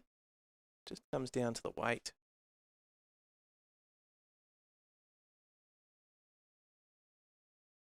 Really, really good line there. For a couple of feet, and I know she'll be kicking herself later, but understandable when you're coupled down in the head at this point in the game, you're just wanting to drop no more than a 1. So very, very understandable shot for being short too, although she'll be kicking herself later for not throwing it that extra sort of 3 foot. Easy to do.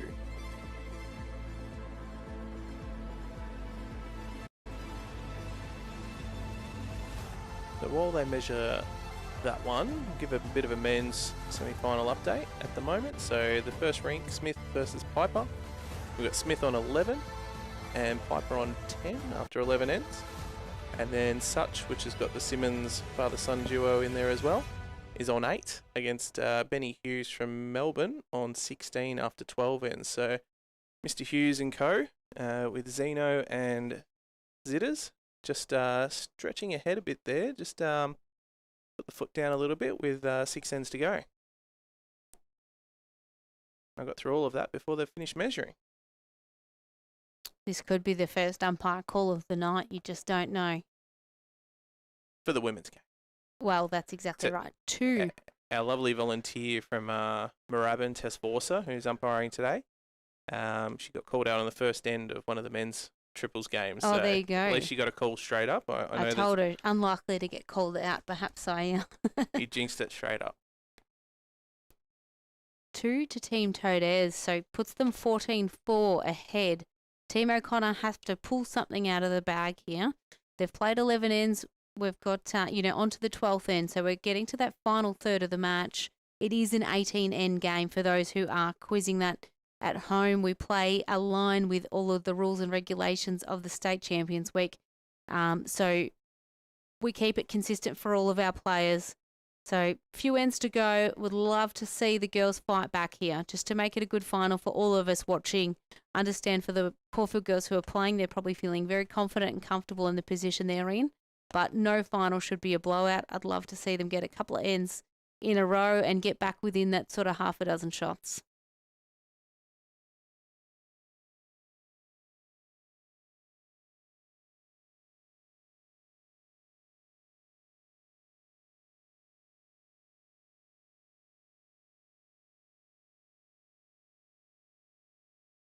Beautiful opening shot again there from Shelley. She really has been on song all night.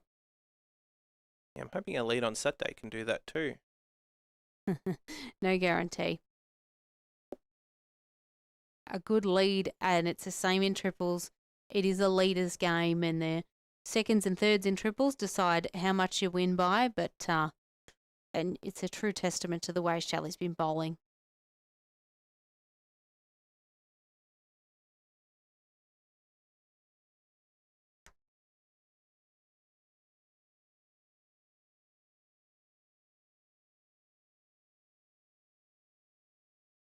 Rosemary just doing the little side step for us there to give us a nice view.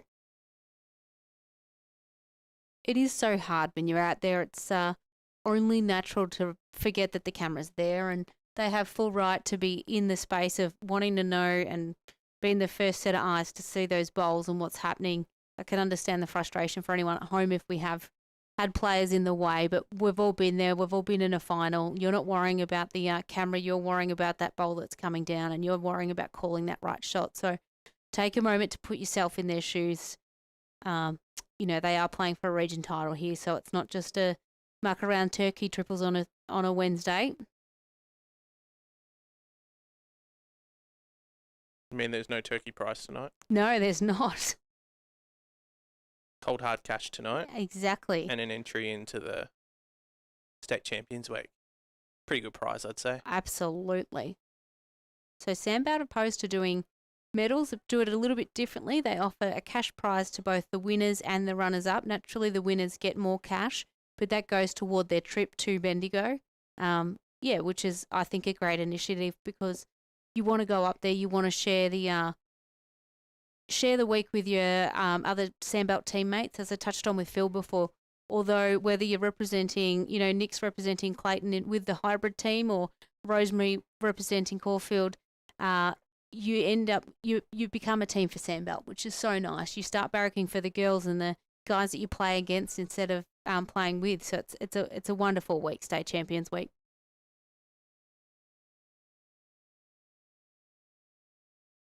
See, just drifting under. Last few bowls, she's just struggled with that line a little bit. And the weight probably hasn't helped either, but another one to correct. And it can be that change in the green. We see all greens sort of change as the night gets older. Whether it's slower, quicker, you see that change.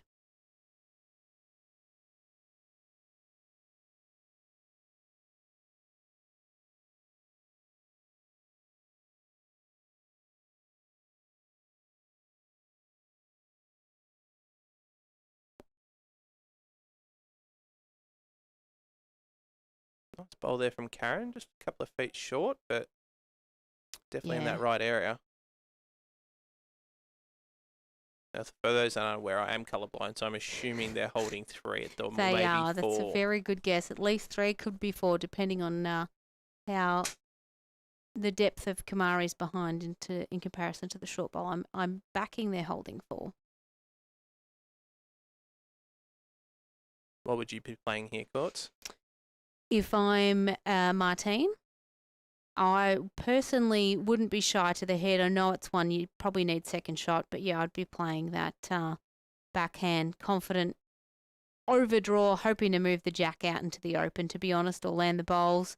Unfortunately, on the other hand, and not saying that's not what they won't play, you've got Karen's short bowl to run into, so you could have a perfect shot that gets ruined quickly. What about yourself? I'd be going backhand just to draw up into it. Gives your skip an opportunity. But that was my opinion, not what everyone else's opinion is. And she did play what we called there on that ditch weight, spraying the jack out, opening it up to get that change of result. I'm going to hand over to Callie for a minute. Callie is back. She's tested the green herself to give us a real accurate green update. So welcoming back in Callie McKirahan.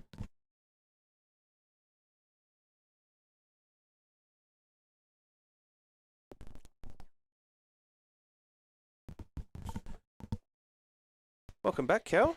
Thanks very much, Colin.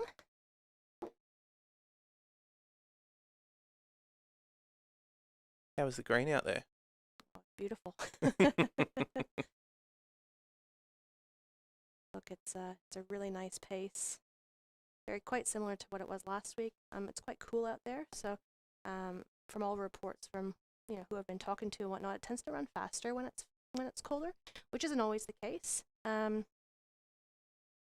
Sometimes the green does the opposite.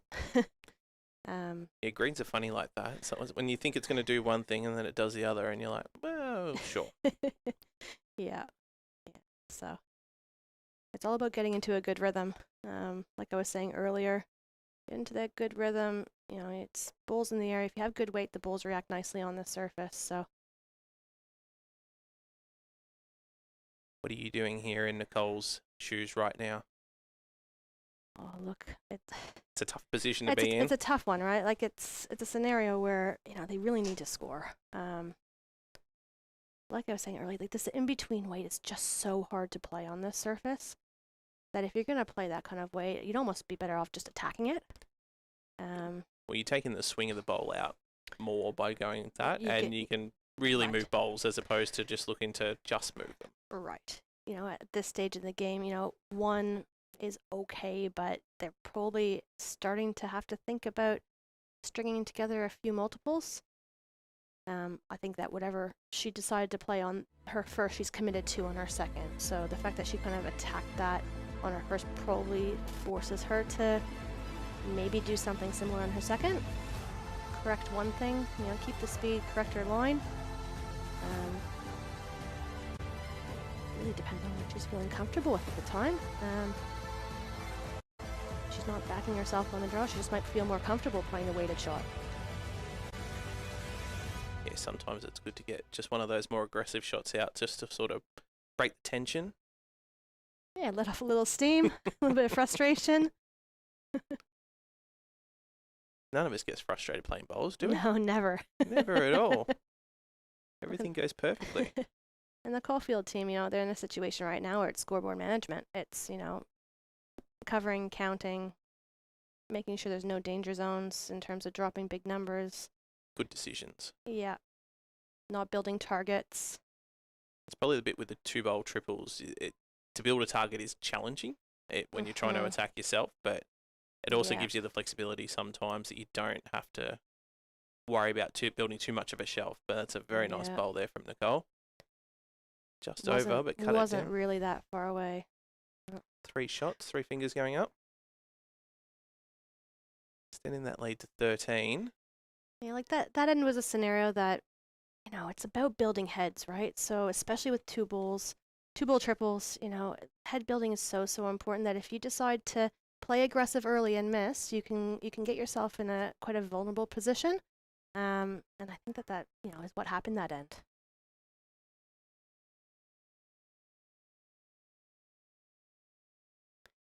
Quite a large lead here for the Caulfield team.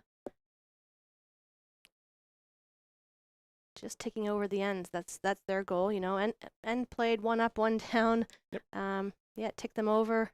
1 end closer to the 18th and game over. But look, it's probably a scenario where Nicole's team's really having to string together a couple of multiples. It's not mathematically impossible, but it's just building those heads. It's like that required run rate when you're watching the cricket. Just creeps up, particularly on the BPL. BBL? BPL is bowls. You're probably asking the wrong person. I don't follow much cricket, so. We can teach you. Any other sport, but. Curling? Yeah, love the curling. Yeah, absolutely. The Olympics are on, which is. And we all get fixated on the curling as bowlers when it comes to Winter Olympics. It's great. I gave it a go one time. It doesn't look as easy. It's not as easy to do as they make it look on the TV. No, it's not. I love curling. I actually played it quite a bit when I was back in Canada. And yes, they make it look a lot easier than it actually is. We tried the slide bit as you're starting to and no, even with the little Did you stay on your feet? No. No, okay. No. We had the little brace thing to then slide down, like the bit of PVC piping. The crutch type thing, yep. And still didn't work. Might have been my core that was the issue, but anyway, the non-existent core. No, but it is great fun to try a new sport that's fairly similar to lawn bowls. Yeah, it is. It's, I think, bowls is kind of curling on grass in a lot of ways, except that in bowls, the target moves, where in curling, it's stationary. So strategically, we as bowlers want to control behind the jack, whereas curlers, you want to control the front of the house. So that's probably the main difference, but good bowl there from Kamari. Great shot, opens things up, gets the shot out of it, increases that scoring zone. Great shot. It's almost playing that sort of UBC style where you're trying to just chase the jack here at the moment. Yeah, that would be 3 points, right? They'd love 3 points right now, 3 shots.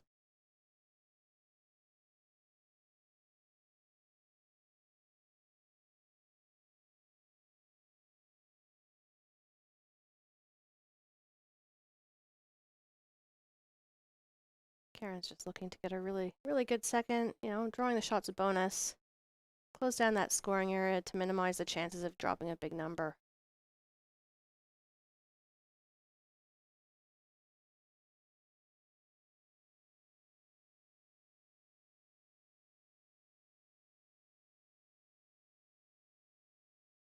How many times have I seen that side of the green? If you have a little bit too much weight, it just holds.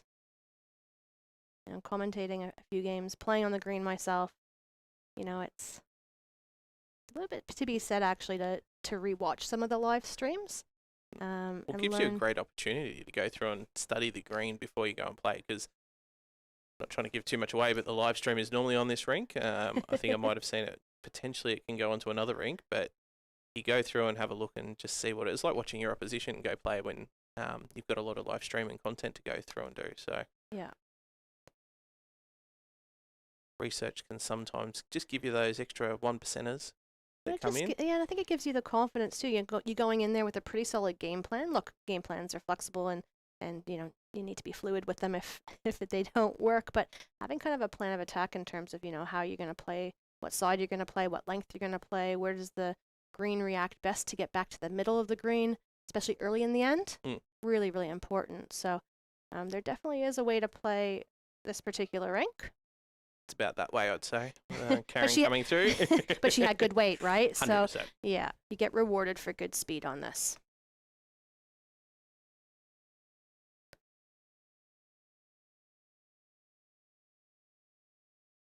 Like we've got Jack on the camera angles there to Good switch them up camera when work. we understand the players to get involved in the game because it's their game.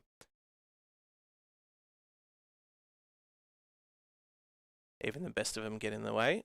And unfortunately, we don't have the boom cameras or anything like that to move around, but Jack's doing a great job to Yeah, it's pretty get us the amazing. angles we get. Yeah, it's pretty amazing technology that we have here at.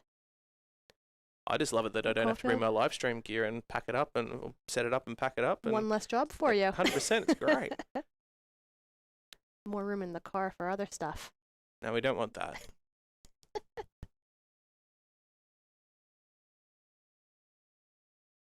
Just less things to bounce around in the car.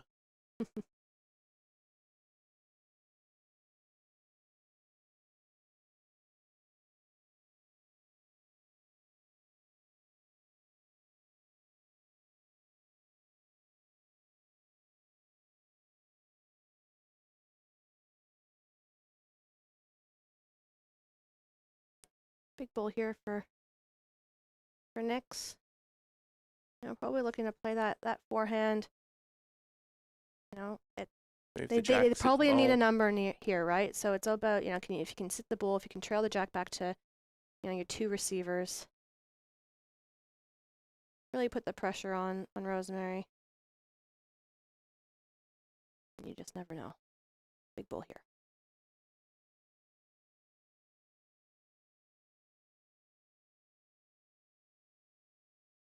He's just playing that. Just looking to just draw. Yeah. Looks like a nice bowl. It will get back if it has good speed.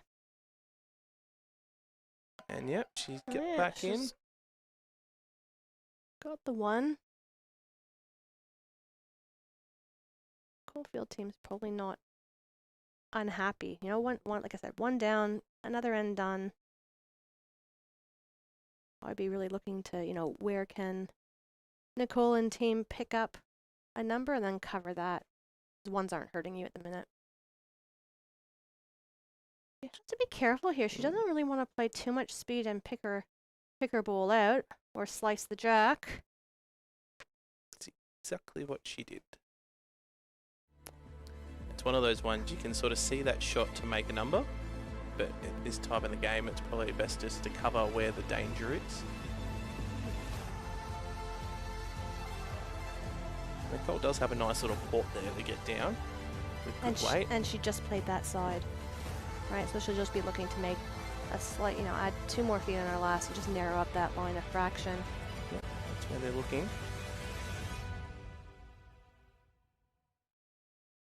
Nothing crazy. 2 works well with what they've got now, I'd say, by the angles.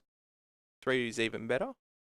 gets it back to 10 shots with 5 ends to go. Right, which is 2 an end. Correct. Right? So, you know, Not unachievable. right, when you're down in a game like that and it feels kind of insurmountable, it's really important to just kind of break things down into segments and make it more achievable. What do they say? 'Cause- My 'cause- work, 'cause not town- boil the ocean. Right, because 10 down with 5 to play sounds a lot worse than you just need 5 If she twos. holds here. Just needs She to be wants ball delicate. first. Could still have 2. 2 to 2. We're gonna find out.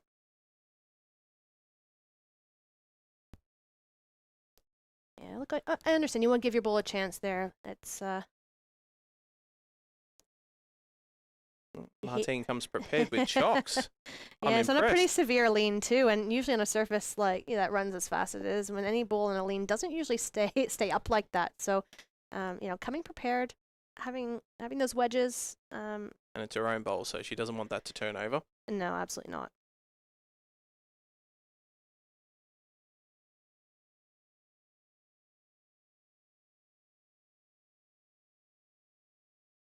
Bit of an update. Well, they measure it's 2 by the looks of it. Okay, so 2 to 2. So Yep. yeah, no damage done really. Would have been nice to add that extra, but look, it's about the next end, right? You only consolidate, back it up with another end win, try to get a little bit of momentum, you know, put the seed of doubt in the opposition's head a little bit, you know, and get it back to a reasonable margin with a couple ends left. You just never know. Very, very true. And while they set this end up, just do a bit of an update on the men's. So we've got Smith and Piper. So Smith is on 12 and Piper is on 14 after 14 ends. And then we got Such with the Simmons father-son on 10 and Ben Hughes on 16 after 13 ends.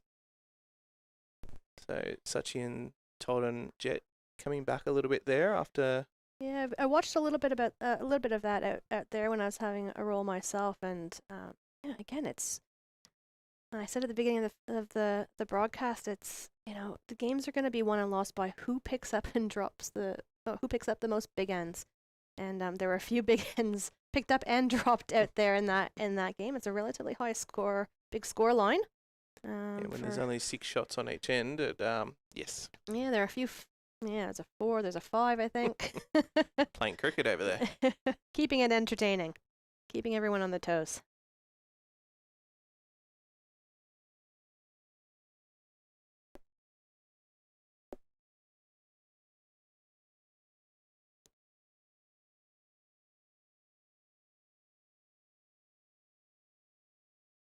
Kamari just sailing through a bit too much. Shelley back on it. Right, but unfortunately, there's not the pressure being applied with that first ball, right? And just like when you play pennant or even singles, that first ball, if you can put that pressure on straight away, it just sets the tone for the end, rather than just chase, you know. And they're gonna probably feel like, yeah, you want to be passed, because you want to give yourself the opportunity potentially to score a number, but building heads and having balls in good areas is also really important, and putting that pressure on your opposition. Yeah, there's no place to hide in 2-bowl triples. No, definitely not.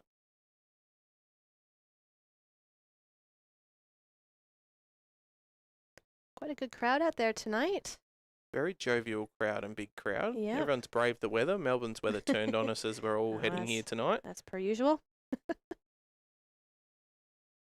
No lightning tonight, so that's good. Unlike the singles finals Yeah, when we before had Christmas. had them before Christmas. And the bit I like about the 2-bowl triples is it's a quick game. 18 ends goes by pretty quickly. That's for sure. A lot quicker when you're playing it. Yeah. But it's like Agreed. any sport. You start and then you finish. Very, very quickly.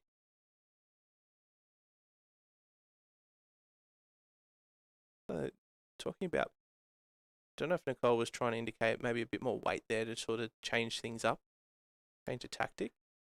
Could have misinterpreted that indication. I think, you know, they've done the right thing in terms of, you know, having a bit of a chat, making sure that, you know, the shot call is really clear, regardless of what shot they choose to play.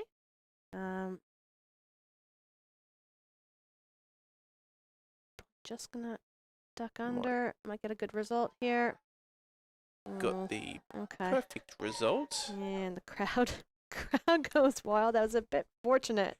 She was narrow and got a good result off that. It's the word I normally use. Very fortunate. Off of that wing one, but or unless it's Courtney, and then I say, hang your head in shame, and she does the same to me. So, as she's in the background cursing me now.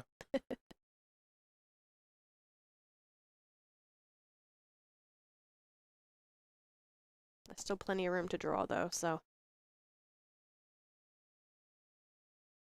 This one just has to hang a bit higher. It's ducking slightly. I didn't play a heck of a lot on that side if I didn't have to. It's just, I found it just a bit hang cut. You had to be so precise with your line and speed. The other hand, I found just a little bit more Friendly. yeah, in terms of finding that middle of that rink. And if you find that rhythm, then you want to stick with it. Absolutely. Even when like you played walk pairs here last week, but even when you play in that third position, you can still just keep doing the same thing unless there's something really you have to change. Yeah. Yeah, looking, fortunate enough in walk pairs that you have a few more chances to get into a good rhythm than you do in two bull triples. Blink and you miss it. Yeah. Just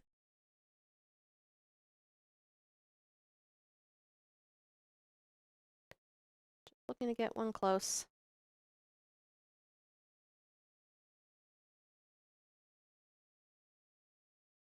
Can hear the soccer balls from in here. For those who aren't aware, we've got futsal next door, and earlier they were trying to practice against the backboard or the fence, and it makes a hell of a bang. Yeah, no, it sure does. And they've got all sorts of happenings here at the club with That's fantastic. tennis. There's pickleball, and yeah, it's a happening place here. So Definitely activated the area very well down here. yeah, and I think it's great too. It gives this great sport of ours a bit of exposure as well, because there's some people who have never maybe even seen or heard of this game and are here for another reason, and they say, hey, what's going on? Going And on there? yeah, and you never know. I wouldn't be surprised if they picked up a few members that way, just by general exposure being in quite a large park and lots of other sports and happenings around. Seen it plenty of times, people just poking their heads in a bowls club and going, what's going on there? Yeah, pulling her speed here. Needs to hang around. Yeah, she's played that well, Nicole. Nice weight, just cut a bit, but should still be. Yeah, look, there's opportunities here. Really important for Rosemary to get a handy one in there. Split up that grouping. Only a bubble in the head there is quite vulnerable, so definitely need another one in there. Cover the danger. The jack goes to the opposite side. Could be a number, so.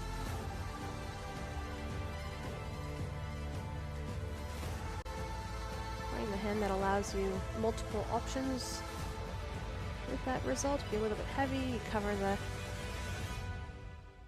cover the danger, and if you're good weight, then you draw another one in the areas.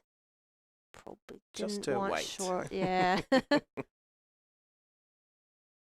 Yeah, big chances here. Trail the jack 2 feet. Sit, land the ball. Definitely put a bit of pressure on Rosemary if she was to do that. Yeah. It wasn't far away speed-wise on our last, so.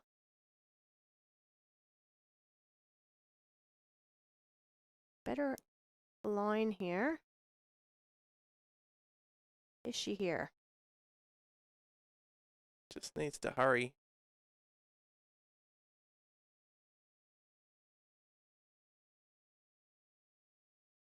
Rosemary's just got to add that 4 foot, 5 foot.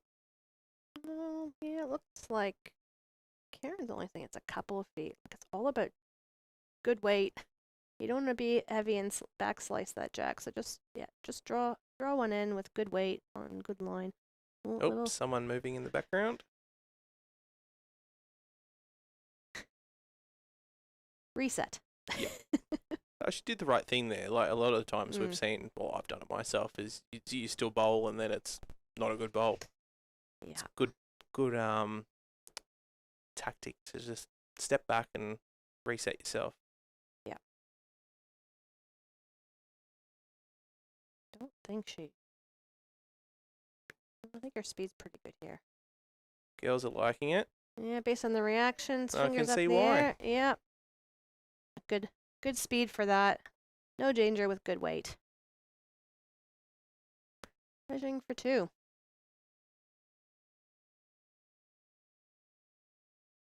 Well, they are measuring. A little bit of an announcement in terms of, for those who have won their club championship in Sandbelt region, the entries are open, and if you have won it, it's time to get your entry in for the Sandbelt Champion of Champions. So jump on the Sandbelt Facebook page and also on the website where you can get your entry in through BowlsLink. So congratulations if you have won your club championship. Now it's time to get your entry in. Yeah, I think traditionally it used to be that the club entered that. So yeah, it's as used individual to be, now. Individual entries yeah, with absolutely. BowlsLink now. Yep. If you do need help, just email our Sandbelt Championship email, sandbeltchampionships@gmail.com. We'll be able to help you out with that.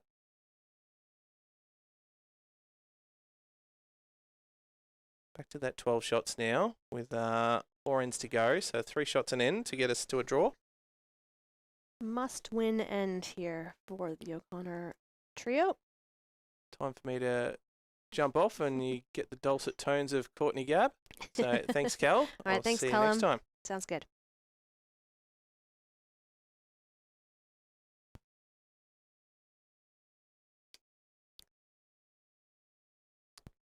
Welcome back, Courts. Oh, thanks, Cal. Similar setup to home. Callum gets to say about 30% of what gets spoken of, and I'm about 70. I was going to say, is it that close of a ratio? I would have thought it was a lot more extreme than that. No, it's been good tonight having a bit of a rotating team. Gives everyone a chop out and keeps everyone energetic on a school night for those of us who have worked today and those of us who have mooched on the couch. But yeah, no. What a good game, and look, a little fight back there as we've seen from Team O'Connor, get that multiple and opportunities there to change the game again, and Rosemary's just shown that level of consistency above, and I think, Shelley's it's what would classify as commentators' curses, I'm saying this, but yet again, probably one of her loosest ends, has been very consistent throughout. Yeah, no, definitely. Like I was saying to Cullum, it's that first bowl effectiveness and pressure is so important, and pretty fair to say from what I've seen that the game is what it is. From the pressure up front, just setting up those heads. It's really hard to chase on the screen, and hard to chase in a game of triples. Well, as we were saying, in a game of pennants, your lead and seconds that win games, and your thirds and skips who decide by how many. I think in your two bowl triples, it's your lead who decides who wins the game, in the back end by how many. And unfortunately for Team O'Connor tonight, several times I would say we've watched 14 ends being played. I would say 10 ends. Nix has walked down to the head down, unfortunately. Yeah, no, it's it can make you feel very vulnerable out there with the 2 bowl triples. Just not as many bowls in the area. Bowls to play to, bowls to play through. Head building's just that little bit different. So Rosemary just having a bit of a chat to a few of the spectators. I don't know if something's being said or there's a bit of movement or. I think it's more the movement thing. I think, a few family members have come down to enjoy, whether it's parents, aunts, uncles, neighbours, come down to enjoy and potentially don't understand the full etiquette of bowls and the movement side of it. Yeah, and with the 2 men's semi-finals happening as well, it's a pretty good crowd out there. Huge crowd. Today, Wednesday night to Wednesday see night, fantastic. This amount of people. And as we threw out before, and please keep the comments coming in, feedback if your region doesn't play. What do you think of it playing a Wednesday night final? We've trialled it this year, trying to remove it from interfering with any night bowls. Obviously, having all different divisions in our region, it's very hard to pick a Friday night because there's a lot of Premier Reserve, and Div 1 Friday night games throughout the pennant season time. Yeah. Look, and I think, we're so fortunate, in terms of the number of entries that we've had and participation numbers, that to win a region title, it's quite a fair few games, and you quickly run out of Sundays to play down to a semifinal or a final. So using a weeknight, obviously we have our day pennant and some participate in night pennant, and you quickly run out of days to be able to complete events like this. So having a Wednesday night, a facility like this, the hospitality like this, huge for the region, and it's fantastic. Yeah, and it's only growing. We've been fortunate enough to have so many volunteer clubs host this far in. Obviously, champs to go, but so lucky to have so many beautiful indoor and outdoor surfaces throughout the region. Yeah, massive shout out to all the clubs that have put their hands up this season. It's a big job hosting, so thank you to all the volunteers and all the clubs and all the umpires for making it really easy for us players to just go out there and play bowls. Yeah, to put it into perspective, for the girls playing the final here tonight, this is for some of them their 5th game just to win the title. That's more than what we would play to win a state title. You win through from here, you play 4 games and you win 4 games, you've won a gold medal for the state. So they're showing they're fit and ready for State Champions Week for the winner of this. Yeah, and on the men's side, there's an extra round on top of it. So the men are playing their semifinals as we speak, and that final with the 2 semifinal winners, I believe, is next Wednesday. Next Wednesday night. So could be. It's looking like Chadstone, so it will be streamed yet again. But yeah, just to even it out. We do like putting the finals at an undercover venue to ensure the game will go ahead. It's one of those things coming to the concluding end of the season. The last thing we want to be doing is searching for, given in the coming weeks there's a lot of clubs that will be playing Saturdays and Sundays with finals, or Tuesdays and Thursdays with midweek. You start to run short on time. So by playing it under these beautiful domes that we've got available enables us to ensure the game gets played. Yeah, and that's the nature of the beast when we have huge numbers of entries as well, that the number of rounds required to finish it. It just requires Wednesday nights, and if you don't play this on a Wednesday night, then it's going to be really hard to struggle. You're going to be struggling to find a time that suits both teams and a club to host. So a fantastic facility, and what's great about these indoor surfaces as well is they run such a nice speed and quite a comparable speed to what state championships usually run. So it's a good, nice little kind of preparation piece as well for the team that's successful and gets through the state champs week. Yeah, absolutely. Just a bit of a not a nothing bowl, but you could see the moment Nick's let go of that, she didn't like it, and you can call it tired bowls. And she's, as I mentioned before, she's played a lot of bowls under pressure tonight too. So that side of it, it's the mental fatigue from here as well. Yeah. You start to do the how many per the ends average on. Right, you're starting to do the maths. You're running out of ends. You're down in the head. Having to be in a position where you're starting to kind of create numbers, and it's not quite looking. They're pretty mixed matched back there. There's not really a good spot for them to pick up a number at the minute. I would almost be in the position where maybe you'd have a drive at that, kill it, restart for another opportunity for a number. Yeah, looking to try and get that nice confident 3 to put you in good stead for the remainder of the game. Just overplayed that.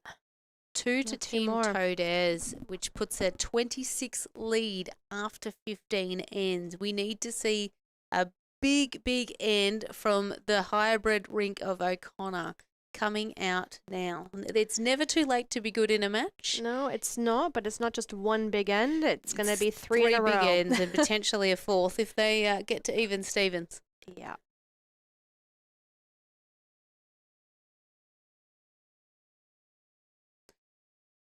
They really need sort of a couple of 5s to stay.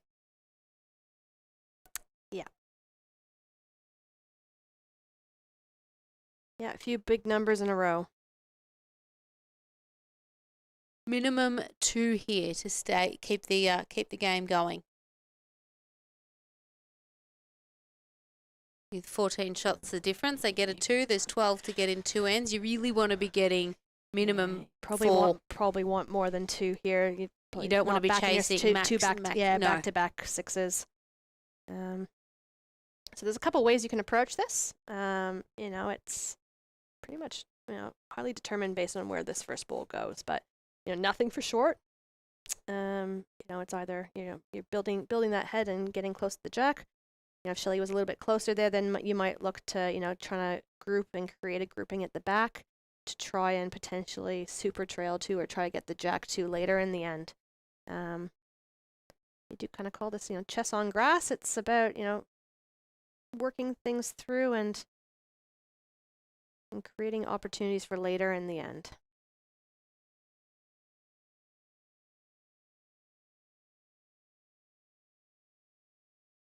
Nix has remained amazingly positive throughout the course of this game. Still smiling, still giving them that sense of encouragement. And it's not always easy to do when you're under the pressure a lot of time. No, absolutely not. The frustration, the stress that you're playing for a region title, and they all want to win it. But yeah, no, she has been super, super positive. Body language has been really good.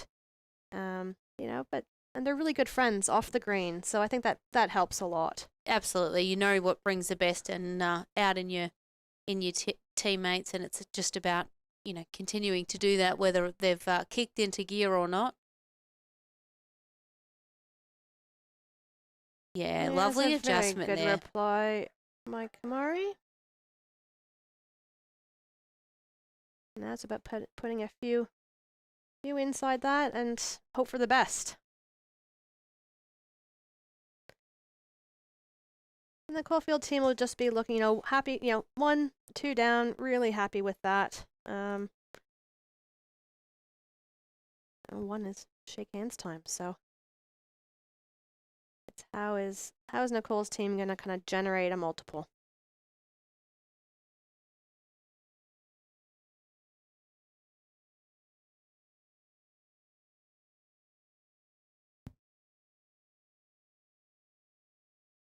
Great areas here from Karen, just that positive, but still in the game, not leaving sort of anything open. Right, yeah, second and third shot, second, third, and fourth shot. At this stage in the game, they don't need to be nailing it. They just need to avoid dropping a number. Lovely to see Karen's family all here watching. Obviously, her husband Steve's always here as a bowler and is a large part of the club, but wonderful to see. Her family travelled up to Ballarat too, and her young grandson and super supportive. Yeah, it's great awesome to see. So hopefully all the kids will be bowling soon. That'd be Can awesome. Have a whole rink of Rubensteins. How good would that be? Now, one of the great things about this sport is the ability that you can play with your family. I've been lucky enough to be brought up in a bowls family and been able to play alongside my dad and my brother and my sister, and some of the earliest memories watching granddad and dad play. So goes from generation to generation. Yeah, it's pretty special. Not many sports you can say you can play with 2 or 3 generations. No. Beautiful bowl there from Martine, just securing that second shot, getting that 2 that they're absolutely at minimum needing here. And Karen's not far away here. Could be, it is the shot. That's a heartbreaking bowl if you're Team O'Connor. Almost a game winner. Absolutely. Yep.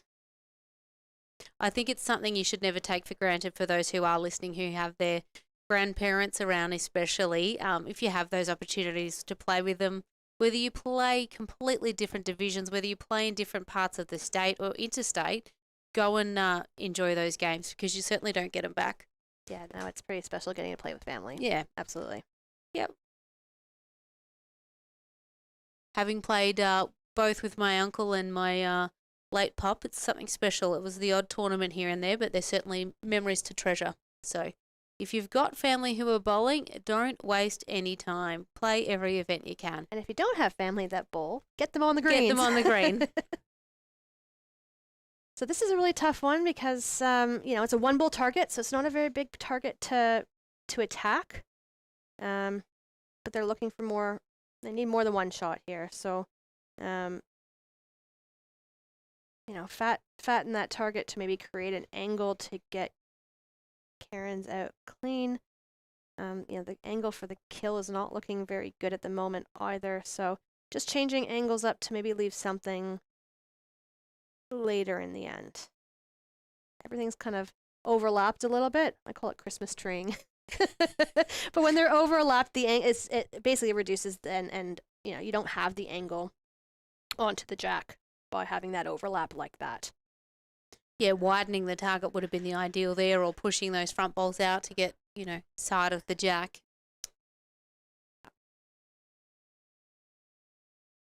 Yeah, and, if I'm Rosemary here, I'm staying well and truly away. If there's any spot where they can give up a number which looks pretty mixed matched. I think for Nick's or Team O'Connor, I think kill is the only option. How you get down to that jack, I think it's a 2-bolt play. Try and open it with your first. So if the only shot is the kill, I'd be blocking the kill. What you don't want to be playing here is something that fattens that target up or exposes the jack or makes the shot easier for the next one. Probably has done exactly what and look, could have been just trying to sit in there and or potentially block it, but it has exposed jack. It's still not an easy kill by any stretch of the imagination. No, but now you don't have that overlap anymore, and now you can play whatever weight you want at that. Get action up through the front, dead end, kill the end, restart, and try again for a number. I'd imagine we'd see weight here.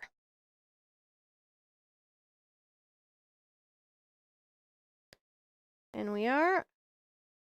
Make connection right up through Kamari. Oh. Okay, well, it's not all bad because No. it exposes the jack.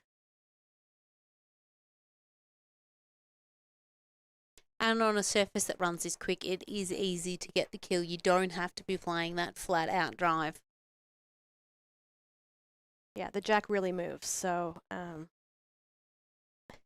Broken jack in one of the men's rinks. okay. So speaking of jack movement, I would say that was a Todd Simmons related son of Todd. Jet, okay. Jet. Young Jet. Like father, like son. Yes. Right, so what the Caulfield teams decide to do is just split up that spot where they can score a potential multiple. I think it's probably more likely to go the opposite direction. In the game scenario, they need to score a multiple. Don't think there's a potential here. So if there's not, I'll be going to kill again. And she is. And just under. And that's game, set, match. So Huge congratulations to the Caulfield Park team of Shelley Beeders, Karen Rubenstein and Rosemary Todez, who have played a wonderful match here tonight, defeating the hybrid team, as I've called it all night, of Kamari Mangos, Martine Kohler and Nicole O'Connor. Congratulations to all of the girls that will be representing Sandbelt. They're running out onto the green, as you can see. The excitement is real here. So large congratulations. A huge thank you to the Caulfield Park Dome, all of our volunteers, our umpire, Tess Forza, who's come in on behalf of Moorabbin to umpire here tonight. All of the staff have given up their time. Kelly, thank you for your assistance. thanks for having me again. Always a pleasure. Phil jumped on earlier, our general manager. Cullum jumped on. So Courtney and Cal signing out the night on behalf of Caulfield. It would be remiss of me to not thank our real-life Jack Attack here on the graphics. He has directed it brilliantly. Any feedback Jack wants to hear about, throwing him right under. Thank you for everyone for tuning in tonight, and we look forward to presenting the next final in the near future. Sandbelt signing.